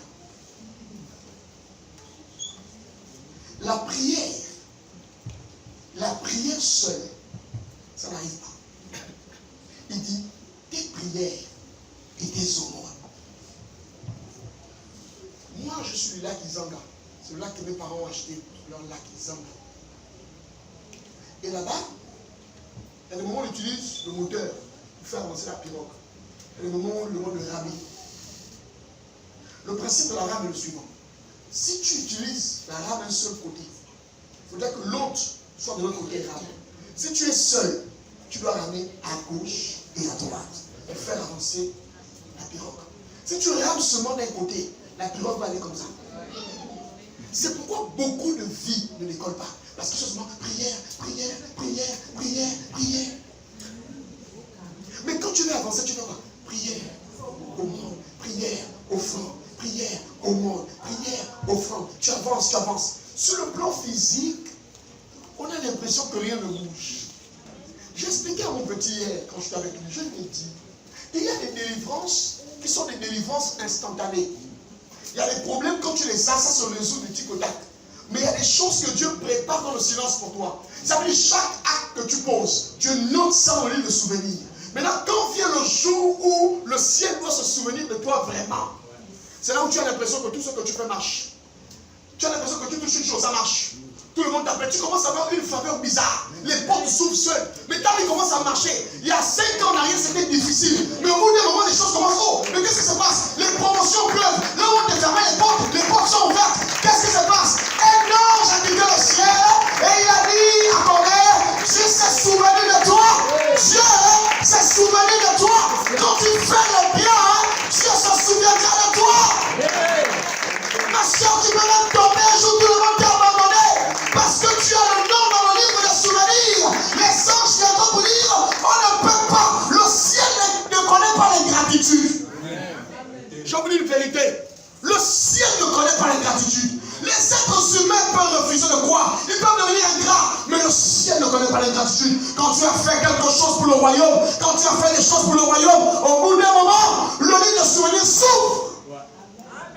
Il y a des gens, ils prient. On dit aux anges, regardez, il a quoi là-bas? Seigneur, il n'a qu'à la prière. Qu'il prie toujours. Quand tu dis à Dieu, Seigneur, souviens-toi de moi, tu dis quoi? Dieu se souvient de toi. Pourquoi? À quelle occasion? N'avez-vous pas lu que dans la Bible, il y a 2 types de livres? Il y a le livre de souvenirs et il y a le livre de vie. Les 2 livres de la Bible, livre de souvenirs et livre de vie. Le livre de souvenirs s'écrit pendant qu'on est vivant. Il y a des portes qui ne vont pas s'ouvrir dans ta vie parce que tu auras prié, mais parce que tu auras posé un acte comme Corneille. Corneille a reçu une invitation parce que Dieu s'est souvenu. J'aime quand Dieu se souvient. Parce que quand Dieu se souvient, il rattrape toutes les années que ce terrain ont dévoré. Quand Dieu se souvient, les autres ont vécu 15 ans de mariage dans le malheur. Toi, tu viens vivre le mariage à partir de 50 ans, mais tu connais un bonheur inexplicable. Le bonheur, la visitation de Dieu fait en sorte que tu deviens transfiguré. Vous savez ce qui fait que même quand je n'ai pas envie de venir, je parle avec une soeur qui m'a dit, pasteur, comment tu fais? Tu sers comme ça, là, comment tu arrives à servir Dieu comme ça? J'ai dit, ma soeur, je prépare ma vie dans le futur. Je prépare la vie de mes enfants. Oui. Mes enfants ne connaîtront pas le malheur. Ils ne connaîtront pas la galère. Parce que j'ai vécu de sorte que mes enfants un jour soient dans la félicité et le bonheur. Mes enfants posséderont des choses qu'ils n'auront pas travaillé. Quelqu'un d'autre viendra leur donner. Parce que moi je travaille pour aider beaucoup de personnes. Il y a des moments où je n'ai rien, mais ce que j'ai, je donne aux gens. Pas parce que j'en ai envie, parce que je sais qu'un jour, quand j'en ai besoin, le ciel se souvient. À chaque fois que je sors de mon lit le matin, que j'ai un problème, je dis Seigneur, souviens-toi de moi. Parce que dans la banque du ciel, vous êtes là, il y a des gens qui travaillent à la banque ici là. Vous savez, Dieu, quelqu'un qui vient. Je suis venu dans mon compte chercher l'argent. Mais dans son compte, il n'y a rien. Monsieur, il y a 75 au sol. Oh, comment ça? Mais il n'a pas versé. Mais il se fâche. Tu te fâches avec qui? Tu n'as jamais versé. La plupart des gens se présentent devant Dieu comme ça. Seigneur! Tu dis, mais zéro au solde. Zéro conscient. Tu n'as aidé personne.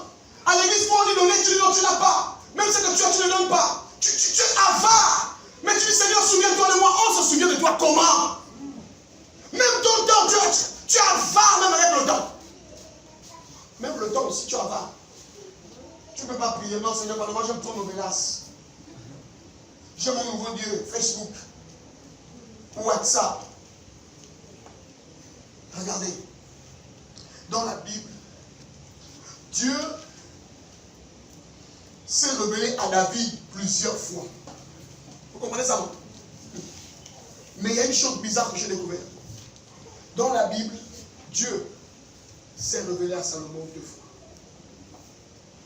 Je vous pose une question. Dieu s'est révélé à vous combien de fois?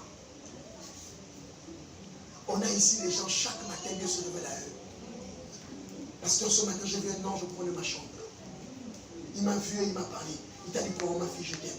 Donc Dieu va envoyer les anges et dire, ma fille, je t'aime. Il y a des chrétiens qui aiment, c'est-à-dire qu'eux, ils sont tellement spirituels. Eux, ils voient Dieu tous les jours. Oh, pasteur, j'ai vu l'Éternel. Il s'est révélé à moi. Quand un homme a vu Dieu, sa vie change. Je reprends. Un homme qui a rencontré Dieu, sa vie change. Tu ne peux pas dire que chaque jour, quand tu vois l'Éternel, Dieu te parle. Oh, parce que je suis aux toilettes, j'ai entendu une voix. Quand je suis allé à la cuisine, laver les assiettes, une voix m'a encore parlé. Quand on regarde ta vie, il n'y a rien. Il y a un problème. Tu vois ça, il y a un problème. Dieu s'est révélé à Salomon 2 fois. Le grand Salomon, c'est pas sa prière qui l'a rendu riche. 2 fois. Salomon ne jeûnait pas beaucoup. Il était roi, il n'avait pas le temps de jeûne. Salomon n'était pas un jeûneur. Mais Salomon a vécu dans la gloire. Frère, on nous a appris, frère, dans la vie, pour voir la gloire de Dieu, il faut jeûner. Mon frère, tu as jeûné depuis. Il faut qu'on se dise la vérité. Tu as beaucoup jeûné dans la vie. Toi, tu as déjà battu le record des jeûnes du peuple d'Israël. Tu as jeûné. Mais quand tu regardes les jeûnes, tu as torturé ton estomac. Mais quand tu regardes le résultat, ça ne déconne pas. Tu vois ça, c'est qu'il y a un problème. Tu vois ça, c'est qu'il y a un problème. Alors, si tu vas lire dans avec moi 1 Roi 3, 4 à 10. On va lire les 2 fois où Dieu s'est révélé à Salomon. 2 fois dans la Bible seulement. 2 fois. Et les 2 fois, sa vie a changé. Ma prière, c'est que Dieu se révèle à toi. Et que ta vie change. Lui avec moi, s'il te plaît. 1 Roi chapitre 3, verset 4 à 10. Le roi se rendit à Gabaon pour y sacrifier, car c'était le principal des hauts lieux. Salomon offrit 1000 holocaustes sur l'autel. 1000 holocaustes. Dis avec moi 1000 holocaustes. Dis avec moi 1000 holocaustes. À Gabaon, l'Éternel apparut en songe à Salomon pendant la nuit, et Dieu lui dit, demande ce que tu veux que je te donne. Premièrement, Salomon en fera combien? 1000. 1000. Je vous pose la question, est-ce qu'il a prié? Est-ce que la Bible déclare que Salomon offrit et il dit à Dieu, Seigneur, souviens-toi de moi? Il a dit ça. Dès qu'il a offert, il est parti dormir. Suivez-moi bien. Il a offert et il est parti faire quoi? Et dans la nuit, Dieu se révèle. Il lui dit, Salomon, demande-moi ce que. Demande-moi. Vous savez, il y a un niveau où on cherche Dieu. Il y a un niveau où Dieu nous cherche. Est-ce que je te parle ce matin? Je dis, hein, il y a un niveau de la vie où on cherche Dieu. Il y a un niveau où Dieu, à ce niveau-là, Salomon n'a pas cherché Dieu. Dieu là, en fait, je vous dis la vérité. Salomon avait un problème. C'est qu'il voulait avoir la sagesse. Parce qu'il avait peur. Il avait pris le royaume de son père. C'était un royaume de problèmes. Et donc, il n'a pas osé prier. Voici ce qu'il a fait. Il est parti offrir à Dieu des sacrifices que même son père David n'avait jamais offert. Et Dieu savait que le genre d'offrande là, ce n'est pas l'offrande simple, c'est une demande. Ah, je commence à penser. Il savait que Salomon n'a peut-être pas parlé, mais en me donnant ça, il veut quelque chose. Et donc Dieu se révèle et lui donne un chèque blanc. Dis-moi ce que tu veux. Alléluia. Va relire le même livre. 1 Roi toujours. 8. À partir du verset 63. Écoute ça. Là, on a dit que Salomon a offert quoi? L'Holocauste, non? Deuxième partie. 1 Roi 8, 63. Lis. 1 Roi 8, 63. Salomon immola 22 000 bœufs. 22 000? Oui. Et 120 000 brebis pour le sacrifice d'action de grâce qu'il offrit à l'Éternel. Qu'est-ce qu'il a fait? Ainsi, le roi et tous les enfants d'Israël firent la dédicace de la maison de l'Éternel. En ce jour, le roi consacra le milieu du parvis qui est devant la maison de l'Éternel, car il offrit là les holocaustes, les offrandes et les graisses des sacrifices d'action de grâce, parce que l'autel d'airain qui est devant l'Éternel était trop petit pour contenir les holocaustes, les offrandes et les graisses des sacrifices d'action de grâce. L'autel était comment? L'autel était comment? On y est. Le gars a fait un type d'offrande que l'autel ne pouvait pas supporter. L'autel, c'est là, imaginez-vous là. Il est venu et il a fait le sacrifice, il a offert des choses. Il a pris la place ici. Il a pris ça. Qu'est-ce qu'il cherche? Pourquoi il fait ça? Est-ce que vous comprenez ça? Vous comprenez ce que je dis là? Il est venu et il a offert les sacrifices à l'autel. Au point qu'on ne vient pas demander. Le problème avec nous, c'est quoi? C'est qu'on est toujours en train d'attendre qu'on nous demande de faire quelque chose. Lorsque dans ton cœur, une fenêtre s'ouvre, tu veux obtenir quelque chose. Personne ne te dit de faire ça. Toi-même, tu dis dans ton cœur, c'est ce que je veux faire pour Dieu. Parce que je sais ce que je veux. Personne ne sait ce que tu veux. Toi-même, tu sais ce que tu veux. Poursuis. Écoute, après, il a fini d'avant. Verset 65. Salomon célébra la fête en ce temps-là, et tout Israël avec lui. Une grande multitude venue depuis les environs de Hamath jusqu'au torrent d'Égypte s'assembla devant l'Éternel notre Dieu pendant 7 jours et 7 autres jours, soit 14 jours. Le 8e jour, ils renvoyèrent le peuple et ils bénirent le roi. Ils s'en allèrent dans leur tente, joyeux et le cœur content pour tout le bien que l'Éternel avait fait à David, son serviteur, et à Israël, son peuple. Amen. Va lire maintenant le chapitre 9. Voici la réaction. Salomon a posé une action, n'est-ce pas? Maintenant, Dieu va encore réagir. On y va. Lorsque Salomon eut achevé de bâtir la maison de l'Éternel, la maison du roi et tout ce qui lui plut de faire, l'Éternel apparut à Salomon une seconde fois, comme il lui était apparu à Gabaon. Et l'Éternel lui dit, j'exauce ta prière et ta supplication que tu m'as adressée. Je sanctifie cette maison que tu as bâtie pour y mettre à jamais mon nom, et j'aurai toujours là mes yeux et mon cœur. Tu peux t'arrêter par là.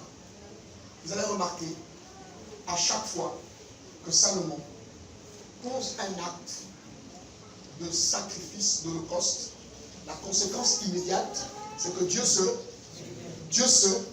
en fait, hein, il y a des choses qui ne s'ouvrent pas par la prière. Je voulais vous le dire. C'est la raison pour laquelle, dans les principes de la franc-maçonnerie, ils ont un principe qu'ils appellent le principe du sacrifice. Ça veut dire que par année, chez les francs-maçons, ils font le sacrifice 2 fois. Ça veut dire qu'ils prennent quelque chose qui les coûte. Ils déposent ça dans l'autel de leur Dieu. À chaque fois, je vous dis que quand j'ai étudié ça, j'ai dit, les gars, la sont terribles. La plupart des gens, quand vous êtes au courant, un franc-maçon ou un sataniste je préfère, quand on lui demande de tuer quelqu'un, jamais de la vie, il ne doit prendre une personne qui ne le vaut pas, qui n'a pas de place dans son cœur. Il donne soit son enfant, soit sa mère, soit un membre de son corps. Ils ne vont jamais, et c'est dans leur loi spirituelle, ils n'acceptent pas les sacrifices qui ne vous coûtent pas. C'est pourquoi à chaque fois les gars là tuent leurs femmes, ils tuent leurs enfants, ils mangent le ventre de leurs femmes, ou ils prennent leurs organes. Pourquoi? Parce que lorsque le sacrifice est fait, c'est la douleur là qui produit la gloire. C'est la douleur là que la divinité agrée. Ceux qui font les crimes rituels, on ne vous prélève pas les organes quand vous êtes mort. On vous prélève les organes vivants. C'est la douleur que vous poussez là. C'est la douleur là qui leur donne la gloire dans la politique. Vous comprenez? Quand vous donnez à Dieu, parmi les sacrifices en Israël, il y en a 5. Le sacrifice le plus grand, c'est ce qu'on appelle l'holocauste. Il y a les prémices. Prends tout ce que tu as, tu donnes. Il y a les offrandes de la culpabilité. Il y a les offrandes saintes. Il y a les offrandes pour bâtir l'œuvre de Dieu. Et il y a l'offrande qu'on appelle l'holocauste. Quand Dieu demande à Abraham son fils, il dit, offre-moi ton fils en holocauste. En fait, hein, pour ouvrir le ciel, il faut donner à Dieu ce qui te coûte cher. Si tu donnes une chose et que ça ne te coûte pas, il y a de fortes chances que les portes s'ouvrent.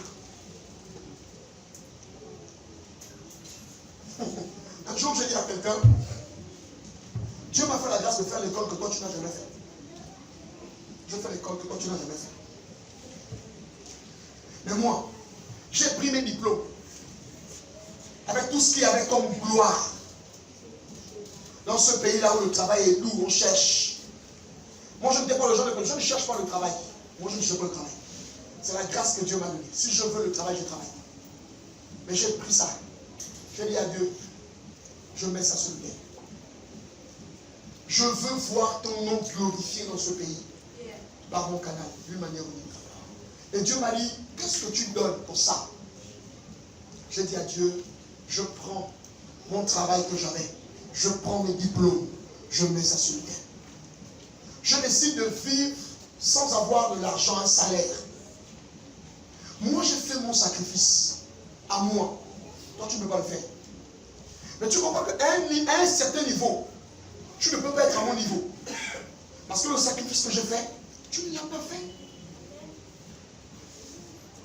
y a des choses qui vont m'arriver dans ma vie, pas parce que j'ai l'option, mais parce que j'ai payé un prix fort. Est-ce que vous m'entendez? Est-ce que vous m'entendez? Dans l'année, vous devez faire au moins 2 fois un sacrifice. 2 fois. Je vous donne des clés. Dans l'année, vous roulez au bord de mer la nuit. Vous voyez les gens. Ils sont à la plage avec des lampes. Ils cherchent le bonheur. Ils vont jeter les choses. On va faire les baptêmes le matin, à la plage. On trouve les coqs. On trouve les poules. On trouve les moutons. Coupés. La tête. La plupart des gens qui vont au Cap, qu'est-ce qu'un mouton veut faire à la forêt? Le mouton ne reste pas à la forêt.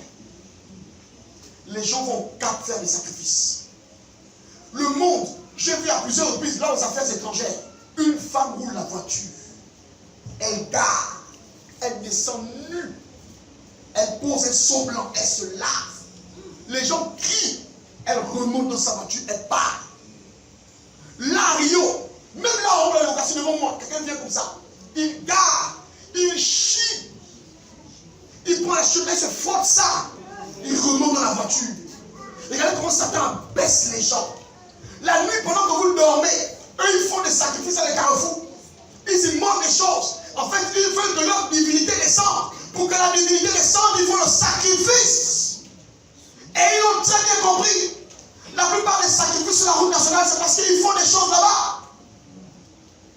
Vous roulez la journée, vous êtes sortis. À 8 h, vous roulez. Mais dès minuit, 2 h, 3 h, c'est là où ils travaillent. Ils y manquent des choses, ils font des trucs compliqués. Récemment, ils ont eu une grande cérémonie, ils sont venus. Ils sont venus récemment ici. Et ils sont allés sur la route pour aller faire leurs choses. Sur la route là. La route où vous roulez comme ça. Ils sont allés faire leurs choses. Les gens meurent. Oh, pourquoi il y a des accidents sur la nationale 1? Ils font leurs choses. Le sacrifice. Tu te bats encore avec ça? Non, sois délivré de ça. Amen. Est-ce que tu veux voir Dieu faire une chose dans ta vie? Prends ce qui te coûte. On est en fin d'année. Les gens ne comprennent pas que le meilleur moment pour s'aimer un sacrifice en fin d'année. Et en début d'année. On est là, on va prier le Seigneur. Non. Quand tu as un problème, hein, et que tu veux que Dieu le résout, tu as prié, non? Il a dit, Seigneur, moi je veux faire le sacrifice. Tu ne le dis à personne. Et tu verras ce que Dieu va faire. L'homme qui vous parle a plus de 25 ans d'expérience chrétienne. J'ai vu les chrétiens prier, ils aimaient le Seigneur, mais ils ont fini pauvres. J'ai vu des gens qui ont ouvert les portes simplement à cause de l'offrande qu'ils ont faite. Ils n'ont pas prié beaucoup. Et ils ne connaissent pas beaucoup prier. Mais ils ont compris que Seigneur, si je fais ça, fais quelque chose pour moi. Et Dieu a fait. Pourquoi? Parce que là où il y a l'offrande, la divinité descend. Acclame Dieu, Seigneur.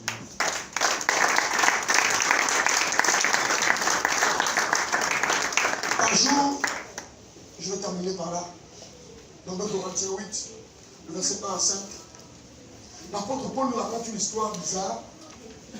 Les chrétiens de Macédoine. De toutes les églises que Paul avait créées, c'était l'église la plus pauvre. Et donc Paul, lui, quand on fait on appelle ça comment? La collecte. Parce qu'on faisait la collecte dans les églises, voyez non? Paul a dit, s'il vous plaît, l'église là, ne les embêtez pas. Parce qu'ils sont comment? Ils sont comment? Il ne faut pas les embêter. L'église là est pauvre. Laissez-les. Ils ont dit à Paul, tu as quel problème? Il y a un peu ça. 2 Corinthiens. Oui. Écoutez ça, écoutez l'histoire. Nous vous faisons connaître, Lis bien fort. Nous vous faisons connaître, frères, la grâce de Dieu qui s'est manifestée dans les églises de la Macédoine. On dit qu'il y a une fois, c'est la grâce. La grâce. On suit. Au milieu de beaucoup de tribulations Au milieu de beaucoup de problèmes qu'ils ont eus.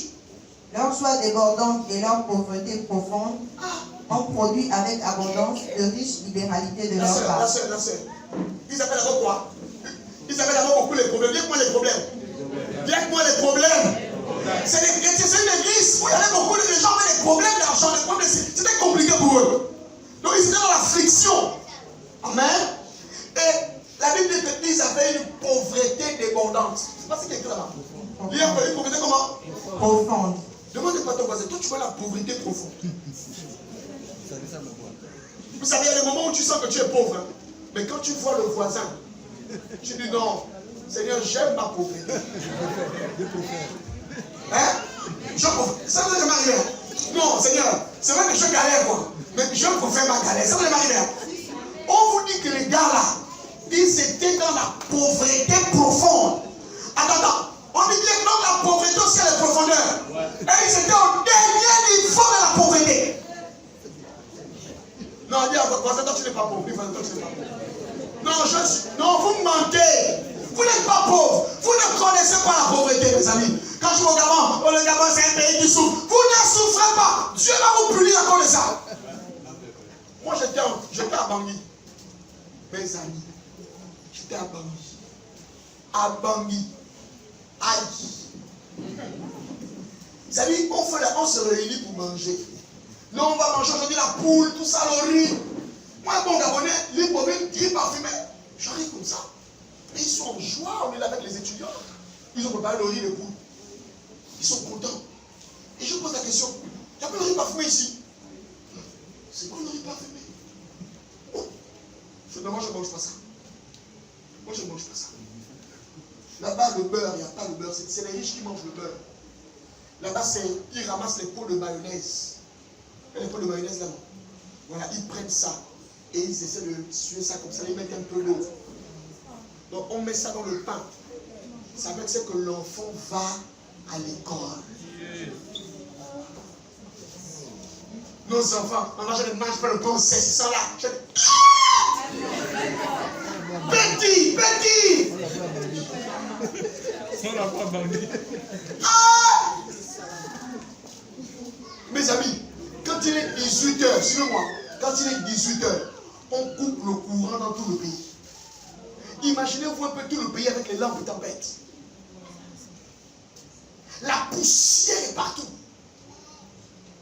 Chez eux, ce qu'on appelle la ville, c'est le rond-point de Diana. Avec d'ici, de haut, là, ça c'est la ville chez eux. Quand j'arrive là, nous sommes en ville. J'ai dit, on est aussi ici. On est en ville. Ok. On est en ville. La pauvreté de la Centrafrique. Bien aimé, on est à l'hôpital général, on maltraite les malades. Frère, moi je suis allé à l'hôpital de Bangui. Avoir la place dehors est un luxe. Vous mettez les tentes pour être dehors. Frère, j'ai touché la pauvreté. J'ai dit au Gabon, on n'est pas pauvre. Seigneur, pardonne-moi d'avoir cru qu'au Gabon on était pauvre. Pardonne-moi, Seigneur. Parce que tu manques d'argent. Tu dis tu es pauvre, tu connais la pauvreté. Eux, ils ont vécu la pauvreté profonde. Il n'y a pas.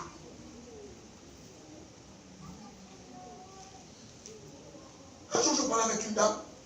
Elle m'a dit, pasteur, ça là, c'est un petit peu de jour, ça là, dans mon pays, donc tu manges ça, ce sont des légumes avec la pâte d'arachide, tout ça. Je dis, ça là. Je dis, mais ça là, les coupons, on coupe ça ici. Oh, vous le comprenez, vous ne connaissez pas ça. Je dis, mais c'est normal. Les Gabonais, c'est des blancs. On mange pas ça. Je vous dis, les Gabonais, c'est. Nous, on est arrivés, je vous dis, on est arrivés. Elle me dit, parce que ça là, mon pays. Mais on va venir couper ça dans ta maison. Je dis, non, nous, ça c'est de l'herbe. Hein, c'est de l'herbe, tu sais. Bien aimé, on ne souffre pas. Non, Dieu voisin, on ne souffre pas au Gabon. Dieu voisin, on ne souffre pas au Gabon. Acclamons le Seigneur.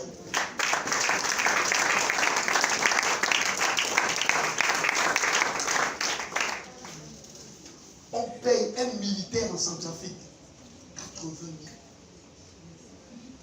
Je mon ami, moi, mon salaire c'est 80 000. Je le regarde. Il a la femme, il a les enfants, ils vont à l'école. Je dis, ouais, Gabon, tu es bien. Oui, c'est là. Vous avez la PIB, vous avez la CONACICET, vous avez plein de choses, vous êtes là. Gabon, librement, pauvreté profonde. Au milieu de beaucoup de tribulations qu'ils ont éprouvées, leur joie débordante et leur pauvreté profonde. profonde. Voici l'attitude. Ils étaient pauvres, mais ils étaient heureux. Bon, on reprend. Ils étaient pauvres, mais ils étaient comment? Ils étaient pauvres, mais ils avaient une joie débordante. Les gens aujourd'hui dans ce pays, quand ils n'ont rien, les chrétiens, frustrés, visage amarré, tu ne ne connais pas, j'ai mes problèmes. Tu ne connais pas ce que je vis. Peu importe ce que tu vis. Les chrétiens de Macédoine étaient plus souffrants que toi. Mais eux, ils étaient heureux. Tu n'as pas le riz, sois heureux. Tu as le riz, sois heureux. Tu n'as pas l'argent, sois heureux. De toutes les façons, si tu changes d'humeur, ça ne veut pas venir l'argent. Sois heureux. Écoutez, Satan ne lit pas vos cœurs. Satan ne lit pas vos pensées. Mais il peut lire vos vies en fonction de l'attitude que vous avez. Ça veut dire que si vous êtes le genre de personne toujours triste, facilement les démons vont venir vivre dans votre vie. Parce que les démons rentrent là où il y a la tristesse. Les démons ne viennent jamais dans une vie qui est remplie de joie. C'est pourquoi, quoi que vous viviez, quoi que vous fassiez, levez-vous le matin et commencez à sourire. Le sourire que vous faites va chasser les esprits impurs. Mais la mine que vous faites va amener les démons venir louer dans ta maison, dans ta vie. Tu peux chasser les démons avec la joie. Et la joie du Seigneur sera votre force. Tu es frustré, pourquoi? Depuis que tu n'as rien à dire, je te dis que tu as ta vie. Dites-moi joie débordante. Dites-moi joie débordante. Dites-moi joie débordante. Avec ou sans argent, on doit être en joie. Avec ou sans argent, tu mets la louange, tu danses. Il y a des gens ici, ils ne dansent que lorsqu'il y a quelque chose. Quand tu vois l'église changer les bottes, là, sache que c'est la bientôt la fin du monde. Quand on est vers le 16, 17, les bottes ne sortent pas. Mais dès que c'est le 25, les bottes sortent dans l'église. Sache que lui, bientôt le salaire arrive. On suit. Leur joie débordante et leur pauvreté profonde ont produit avec abondance de riches libéralités de leur part. Dis avec moi, la pauvreté mélangée à la joie produit la richesse. Non, je crois bien. La pauvreté avec la joie produit la richesse. Ça veut dire que si tu n'as pas et que tu es triste, tu seras dans le malheur. Mais si tu n'as pas et que tu es heureux, tu vas attirer la richesse.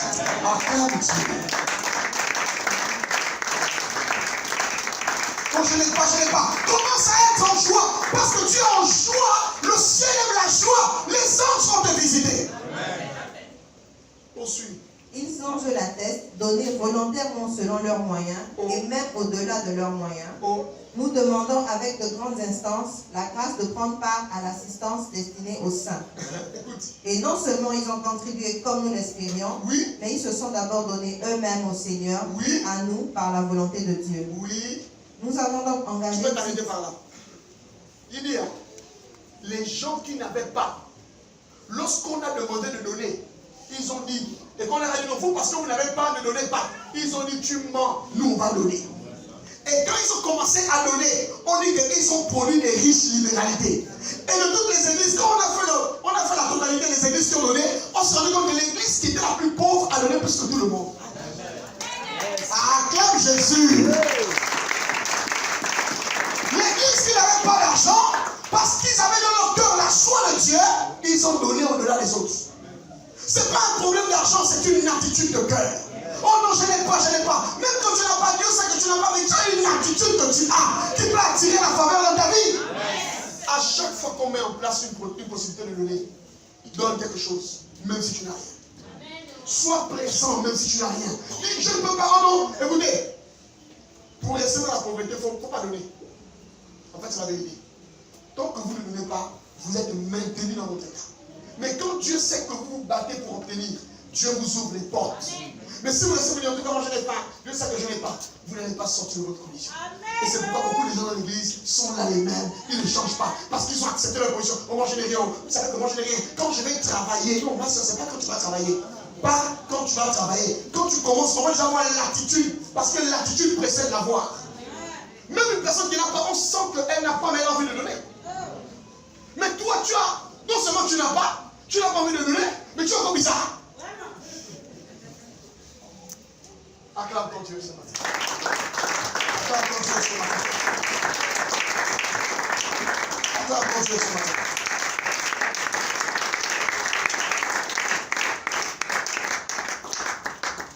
Je voulais dire que si quelqu'un ici a donné un jour son argent dans le multi, tu es parti dans une veille de multi, tu as donné ton argent, tu as donné ton argent pour les choses compliquées. On adorait les crânes, on adorait les choses. On va faire une première prière. Parce que ce que tu as donné te représente. Ce que tu as donné te lie à la divinité. Tu vas prier. Pour prier pour que Dieu enlève cette conséquence dans ta vie. Que ce que tu as donné un jour, ton argent, l'argent c'est le sang de quelqu'un. Quand vous donnez votre argent quelque part, c'est votre sang que vous donnez. Tu as donné ton argent de Guiti, tu sais que ta vie est bloquée comme ça. C'est là-bas où c'est caché. Il faut aller récupérer tes finances. Tu as donné ton argent des choses bizarres.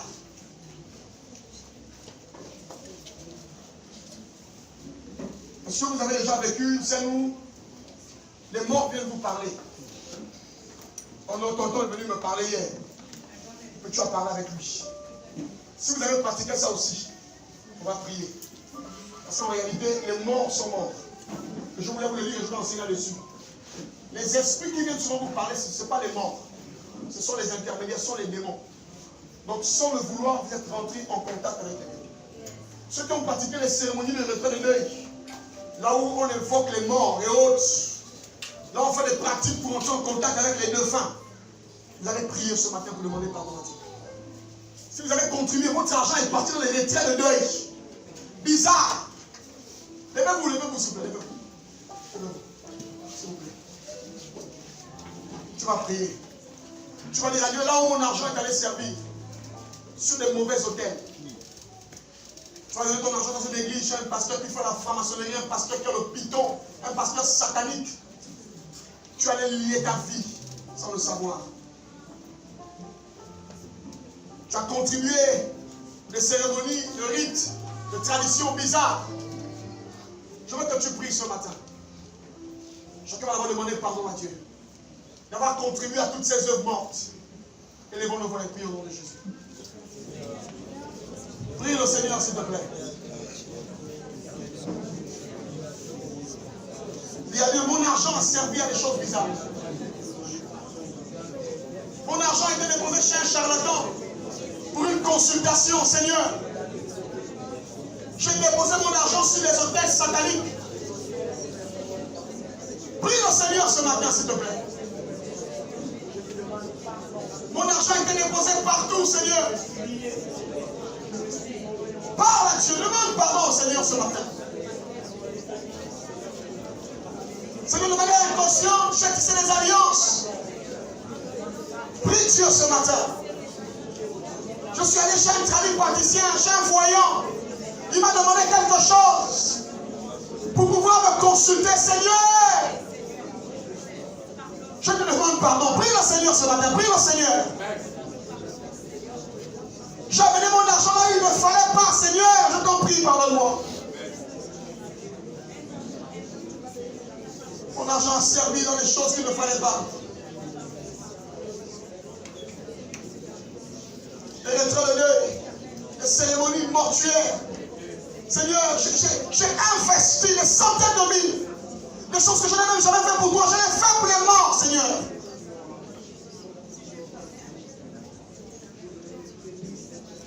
Oh Jésus. Oh. C'est ton sang qui est parti là-bas. C'est ta vie. C'est une partie de toi que tu as déposée à ces endroits. Quelquefois la vie est bloquée à cause de ça. Quelquefois nos vies ne déconnent pas à cause de ce genre de choses qu'on a faites dans le passé. Tu as déposé ton énergie sur un hôtel qu'il ne fallait pas. Nous allons maintenant prier Dieu. Tu vas dire à Dieu, Seigneur, j'enlève ma vie. J'enlève ma vie de ces hôtels. Si c'était parti dans l'eau, si ça servait chez un démon, j'enlève ma vie de ces hôtels. L'argent c'est le sang c'est la vie. Je déconnecte ma vie de ces hôtels. Prie le Seigneur ce matin. Je déconnecte ma vie. Je t'entends pas prier ce matin. Je cherchais la santé. On m'a demandé l'argent, Seigneur. Prie le Seigneur ce matin.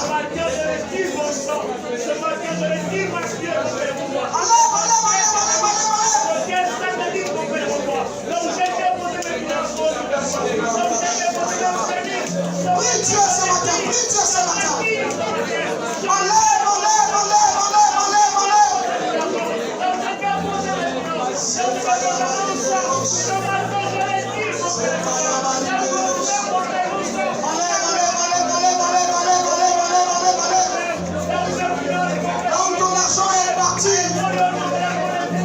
retires tes finances.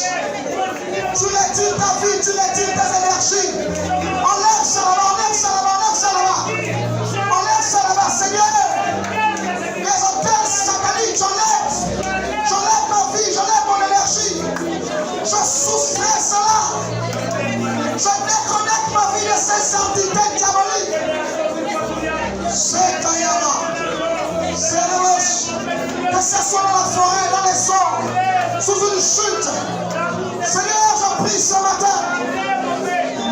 Sakayama. Sokayama. Lemelos. Sebrakaya Kayama. Prie ce matin, prie ce matin.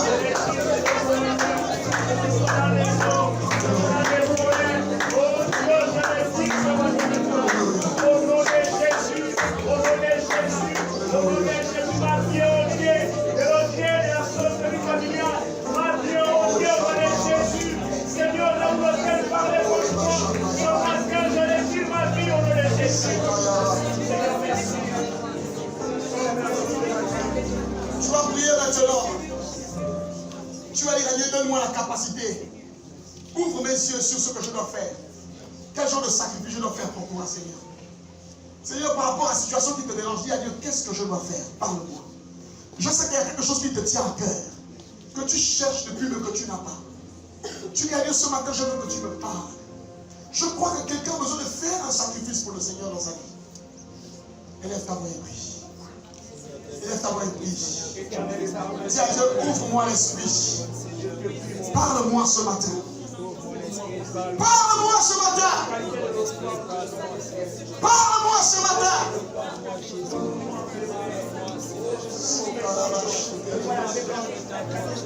C'est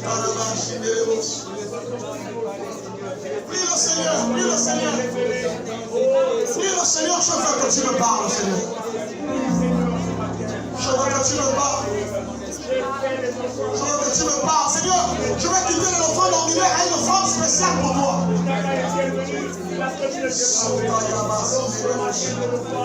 Quand tu me jamais, tu dois le bien, Père.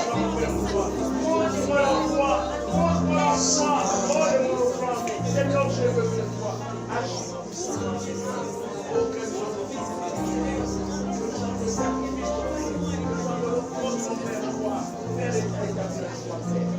Je vais lancer un appel ce matin. Dieu me met ça à cœur.